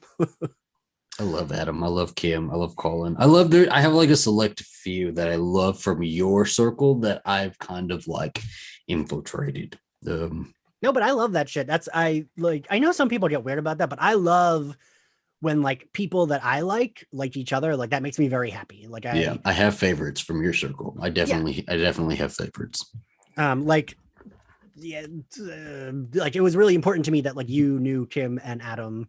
And I was like so glad you all got along, and like, you know, like that shit makes me very happy.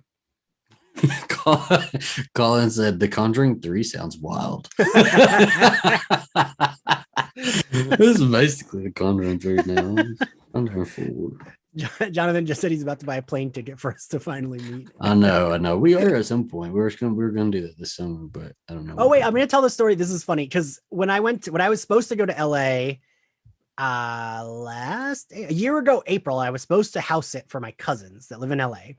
And I thought of asking Zach because like Zach had been helping me plan a bunch of shit for the podcast and was like helping me plan like all the movies we're gonna cover that, you know, eventually didn't come out, like Black Widow that still doesn't come out, and was like, this is what you're gonna do for your YouTube channel, blah blah. And I was like, I'm gonna fly Zach out so he can help me. And then I was like, oh, we're too newly friends. He's gonna think I'm like hitting on him. Like I was like, that'll be weird. But now I'm like, oh, that would have been fun. No, I think I don't know. I know you would have been weird about it. We would. It'd be fun now. We are going to meet at some point. I don't know. There's a lot of y'all I want to meet. I really would love to meet Mike, Darius, obviously. Darius did we did one live stream. It wasn't a live stream. We just did like a Zoom hangout, didn't we? Obviously want to meet Jared, everybody in this chat. So this is like one of those things where, right, we only have a few people in here. These are like the core group of people probably that are like the ones that I've interacted with so much that I would like to meet in person, right? Like with the additions of like Cassie and Lauren and stuff like that. Okay, but getting back to us meeting, you're like, oh, yes. Yeah, I want to meet you. Everyone else too. Just want to spread the love around.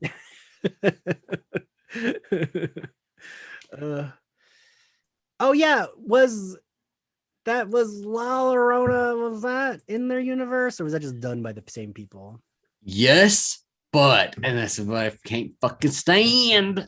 Is that the whoever was in it, whoever made it, I don't know, somebody from the fucking production said, oh, it's not really part of the Conjuring universe, but it fucking was, because you like it was marketed as such and everything.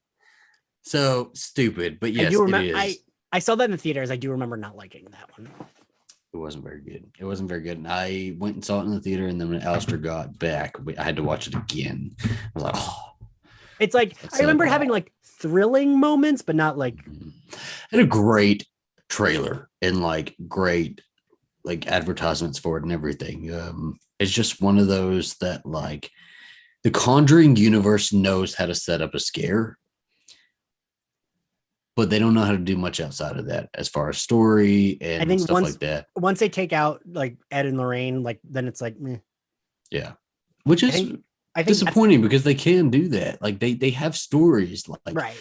These are like La Llorona is like fucking terrified me as a little kid. So like, yeah, I think there was one that just won an award though, and it was like an indie version of that some like actual Mexicans made. Yeah. So I'd like to watch that at some point. Yeah. Yeah. Have you all seen The Conjuring 3? Who has seen it? Yeah, who's actually seen it? Who's actually seen it? Who came to see the shit show? It's on HBO, by the way, so you should have had time to watch it. Oh, right, it is. Yeah, my mom was just asking me about In the Heights, and I was like, no, we should. She was like, how do I see that? I was like, it's on HBO. We can just like watch it. Are you gonna watch that one? Yeah. I mean, I understand like that it's a problem, but I also am like, but I like not even the problem aspect. I get it. You know, I'm not from that area, so I don't know what that area is like. If you want to see yourself represented fully well, good on you. I'm not big on singing movies, and then I looked it up, and it's 2.5 fucking hours. 2.5 fucking hours for what? For what?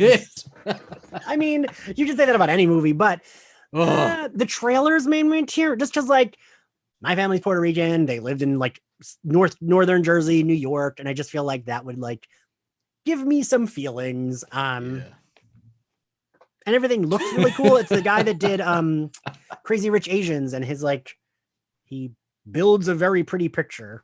Yeah, no, it's just like it's too much. So because we had tickets for it and we were gonna go see it, and then we didn't end up canceling our tickets and watching 47 meters down instead. And I'm very glad we did that. I don't know if I'm gonna watch it. 2.5 hours. That's what broke me. It's on HBO Max, so you can just like put it on in the background. Oh, fuck. 2.5 hours. Fucking like that, motherfucker. I would rather watch Justice League again. Oh, your favorite movie? 4 hours of goodness.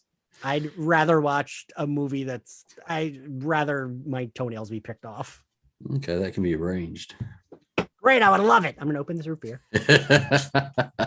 Are you opening something else now? Just a root beer. Oh, that's disappointing. But I'm gonna drink the rest of this. Does that make you happy? Do it now. All in one. It's not even that much. It's like this. I like that you said to do it, and then we're negging. No, Ian, I don't think you understand how I can drink. How impossible you are? Yes, I know. I can drink like a fucking fish. Listen, motherfucker. When we meet and we drink, this should be a private conversation, by the way. When we meet and we drink, you are going to have a very rough next week. I'm going to drink you under the fucking table. 1, absolutely not. I will have a rough day because now my hangovers are terrible. 2, Alistair will hate both of us. We're gonna be miserable. Because I'm the type of person that I will go throw up and then come back out and do 2 more shots. Like I'm very good at like, I just have to throw up real quick and like, then I feel better and then I can continue drinking. Alistair's really good about that. So when we did a beer Olympics one time, and for our team, he kept bringing us off to the side of the house that we'd rented for beer Olympics, and he was making everybody just purge all their alcohol so that we could keep going. I mean, but for me that works. I know some people like they throw up and it's like, nope, gotta go home now. No, you throw up and you feel pretty good, I think. Yeah. If you ever are feeling like you're spinning at the end of the night, go throw up, but you will be fine the next day. Spinning, I recommend weed and throwing up. Usually it like, am I allowed to say weed on YouTube? That makes me want to throw up. What do you mean, you baby? We're gonna get high though, everybody. Okay, let's start wrapping up the episode with all of our upcomings. We're gonna get high at some point and watch the Scooby-Doo movies and talk about those. We're gonna be doing that over on his Patreon. So y'all bully Ian into actually setting that up and putting it together. 1, rude.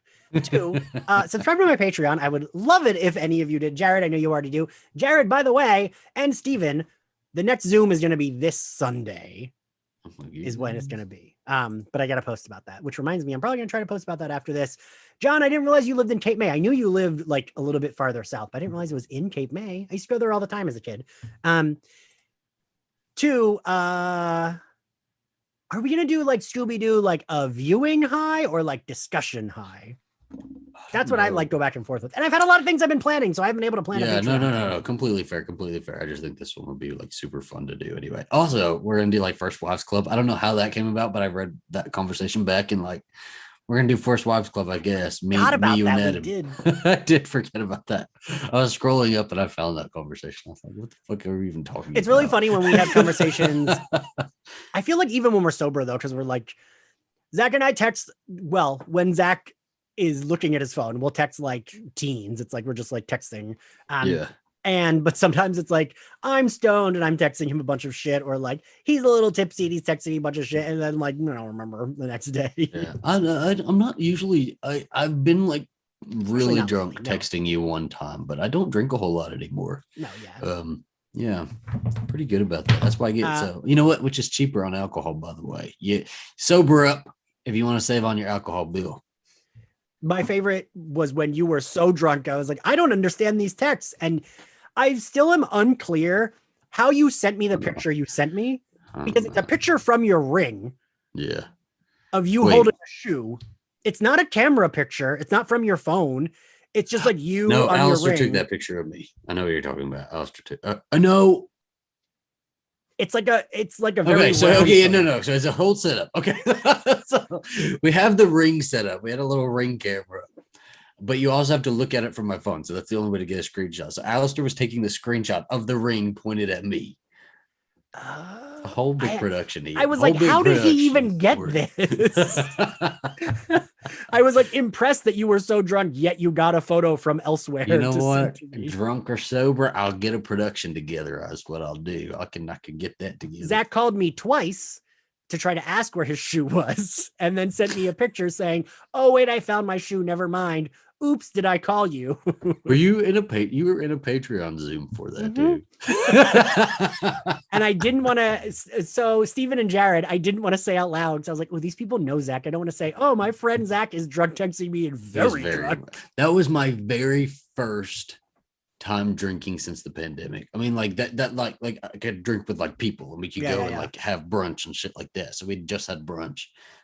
Right. This was like, wasn't this like after brunch and you guys were going back out or something? Isn't that what it was? We'd had brunch. We came back. I like passed out, and they woke me up because we were gonna go back out. And you're still. I didn't know that, but I was still very drunk from brunch. So Zach, I love that. And see, look, that makes me feel loved. I'm like, oh, my friend was thinking of me when he was drunk, even if it was. So I won't comfort you. I'll just anytime you get emotional and your life is spiraling, you tell me. I will go get drunk and just send me funny things. But yeah, Steven, I think we're probably gonna talk about Loki if you've been watching, because originally it was going to be, we talked about Conversations with Dead People when the episode came out, but the episode hasn't come out yet, so we're just gonna talk about Loki and like how we felt about the series so far, because it'll be halfway done. Zach, did we answer the question if we're gonna do a high review or high live watch of Scooby-Doo? I think where we high right now, because I don't fucking remember either. We're gonna do one of those. We're gonna cover both Scooby-Doo. We'll probably do like a high discussion, probably. I think that's like both better. of them at the same time, maybe, or just I would say like one, and then later on. Do you think they have enough to do one each? I mean, if we're high, yeah. Okay. Yeah. Something about it. Do you hear the thunder, by the way? No, I don't. Oh, it's like storming outside. No, I don't hear it. But yeah, we'll probably do that. So you got to find somebody good to do it with this. Oh yeah, I can think of a couple people. I don't get high, by the way. I'm not a smoker. I don't enjoy the weed. Neither. I don't enjoy the weed. You know. I'm a backwoods drinker, and you are a whatever a New Jersey weed head would be. Weed head tramp. Rude. Weed head tramp. So I don't smoke, so this will be an experience, but I will do it for Scooby-Doo. It is a movie that has to be done. No, for Scooby-Doo. Daphne. I don't remember. Do you like? I can't remember the last time I saw those movies. Do you? Recently, within the last 6 months. It's got yesterday. I did watch it. I think so. Yeah. Yeah, I literally couldn't tell you the last time I watched them. I think the second one I've only seen in the theater. It was the last time they were on like a streaming service or whatever that streaming service was on. Oh shit, they might not be on streaming anymore, right? Yeah, so maybe it was a little bit ago. It was definitely not beyond the pandemic. Oh, really? Yeah, so it has to have been like 2020 through now, sometime then. All right. Well, Colin could come on for that one. He says drinkable is the way to go. See, Colin, this is why I told Colin that I wish that we lived closer so we could hang out. Like I adore you, Colin. He's a Canadian, right? Canadian. Yeah. Oh, it's nice to meet you. That sounded like Speedy Gonzalez living in Canada. Oh, that's like they speak in the Canadian. I don't know about that, but Colin and Anthony too. I feel like the only time I hear your Canadian accents is when you say about, because you say about. I'm always like shook when he posts a picture and I see like how full like his beard is and stuff like that. I love when Colin wants to remind all the F words that he's a hot. It's just like a random sizzling pic. All right. Do we want to wrap up? This was a mess, but it was a lot of fun. It was fun. It was fun. We're going to be more cohesive when we cover Fear Street, everybody. This and we will be on a different channel. We're not on the right channel for this one, so it was just a Slayer Fest stream, basically. But I think Zach's you guys used to all for coming. Zach's used to having way more followers and listeners. I'm used to an audience of 10. I'm like, oh, great, 10 people. Well, I'm expecting like 20 to 25 on the bonus channel. It's not going to be that much more. But is there anything else we wanted to promo your morning show? Oh yes, okay. Over on youtube.com/AZB bonus features. Me and my husband Alistair have been having the 17 people here. Some of them have probably already seen the morning show. We have a morning show we're doing every single morning, Monday through Friday, every weekday. It's a pop culture morning show. We also have topics and stuff like that. Mike, you did list a topic, and I do have it screenshotted, so I will remember that. Yeah, the morning show. All right, and subscribe to this YouTube channel where you're watching this. It will not be where our My Bloody Judy stuff is, but I would still appreciate you subscribing. And because I'm gonna do something to celebrate when we hit 1,000 followers on Slayerfest YouTube. How far away are you? We're like, I think 865. You can get it. 135. I mean, I could, right? Like, that's not like. No, you can get it. You can get it. Yeah. The same, and I'm pretty sure all of you follow me on Twitter. Slayerfest, I'm trying to hit 10,000 followers like very soon. That's my summer goal, but I think I can hit it like next month. I think I just got to get a few more. Like, everybody make a bot account. Yeah, go make bots. Have the bots follow Slayerfest. It'll be great. We're getting back to Buffy next month. Ooh, with Charisma Carpenter and Sarah Michelle Gellar guest hosting. What? No, that is not true. Charisma Carpenter was on last year, though. I recently told someone, and they were like, "Oh, imagine if you got her on your podcast." And I was like, "No, but I did have her on the podcast." Yes. Well, yes, you did, Ian. Okay. Amber Benson too. You've had Drew Greenberg and Janice Benson, all of them. Should I list all of them? Tell me who else I've had on my podcast. James Marsters a few times actually. You've had him do a few different contents for Slayerfest 98. Sure have. Yeah, what's gonna happen when Buffy season 7's over, huh? You're gonna cease to be Slayerfest 98? Wait, so I did that. I think, did I tell you this, Zach, that I did yesterday? I did a sidewalk sale in Philly. This place called South Street Art Mart sells Slayerfest 98 merch. They're great. It's run by these two wonderful queer women. And I've known one of them since undergrad in college. They were doing they're doing a special Pride thing where like their queer artists can like sell stuff on the sidewalk and keep all the profits. Yeah. I had so many straight men come up to me when they saw the sign for Slayerfest 98 to be like, "Oh, is this about Slayer?" Like some guy came up to me and I said no, and then he told me the story of when he saw Slayer in concert, and I was like, "It's not." I said no. You should have yelled it. You should have yelled it. Why are we still having this conversation, sir? I said no. Should have said, "Do you like the Chainsmokers?" Jonathan also said, "Is my nudie Judy still a thing?" You want to answer that? Why we broke up? Oh yeah. I couldn't think of anything clever. He couldn't think of anything. Yes, it's still a thing. I don't remember what day we're recording for that. Monday. Okay. Was that a quiz? That was a quiz, wasn't it, motherfucker? I write everything down. So I use our calendar, and Zach does not look at the calendar. So if we change a time and it doesn't change in the calendar, it doesn't bother Zach, but it will, I will still think it's the other time. Yes. But yeah. Alejandro, happy Pride to you too. Yes, happy Pride, everybody. Oh, and as Steven just mentioned, also Claire Kramer. Don't forget about her, Zachary. Yes, and Patrick Wilson's ass said gay rights. I hope you have so much fun recording the morning show after this. Please don't. I'm actually sobering up. Good. I don't want you and Alistair to kill each other. Okay. No, I'm already sobering up. I'm okay. I don't know, but okay. Are we ending it now? I don't fucking know. I'm following your lead. We're on Slayerfest now. I'm just like, oh, fuck AZB bonus features. But yeah, Zachary said this at the top of our live, and Jonathan said it's the only time we get a nip slip from Zach is Nudie Of Judy. what? Yeah, the one day when he was like, Apparently, oh, I can't believe, but he was like wearing something this thin. And I'm like, what do you mean? Your nipples are out. but so to be fair, I thought I had it positioned in the right way that it wasn't going to be doing that. I just needed the outline. I didn't need a nip slip, but I had one anyway. It's okay. Listen, whatever brings in new subscribers. Hey, you want to talk about what the next episode of Non-Nudie Judy is going to be? Also, it's actually going to be pretty titillating. We're going to have somebody rating our nudes and telling us how we could improve our nudes. So I haven't taken a nude in a long time, guys. So they're probably all going to be from college, but it's just is what it's going to be. Yeah, and we're having a nude photographer, and he's going to critique them. He's going to tell us what position works, which way you should do it instead. All the goods for the grinders. I mean, this will be helpful for me. I mean, it won't really matter for you, but it will be helpful for me. I figure other people will like, and you will see our nudes, but censored. Censored, but enough. Yeah, enough. You'll be able to like tell what's going on.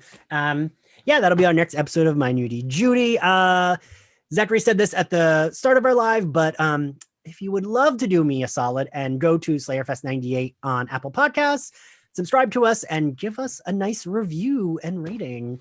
A 5-star is much more helpful than a review, by the way, guys. 5-star. We would like to get up to, you have 1,000 yet? Okay, we'd like to get to 1,000 5-star reviews on Slayerfest. Last time I checked, the top 3 were all negative reviews. That was me. I'm sorry. I'm mad at you. After our last fight, you left a negative review. We fight a lot, y'all. We fight a lot, but story for a different life. I love you, Zachary. That's cool. And it goes a lot like that. Yeah, that's okay. All right, guys. Well, thank you for sticking with us. Sorry this was a mess, but I hope you guys had fun. I had a lot of fun. Yeah, we'll see you all next time. Bye. Bye.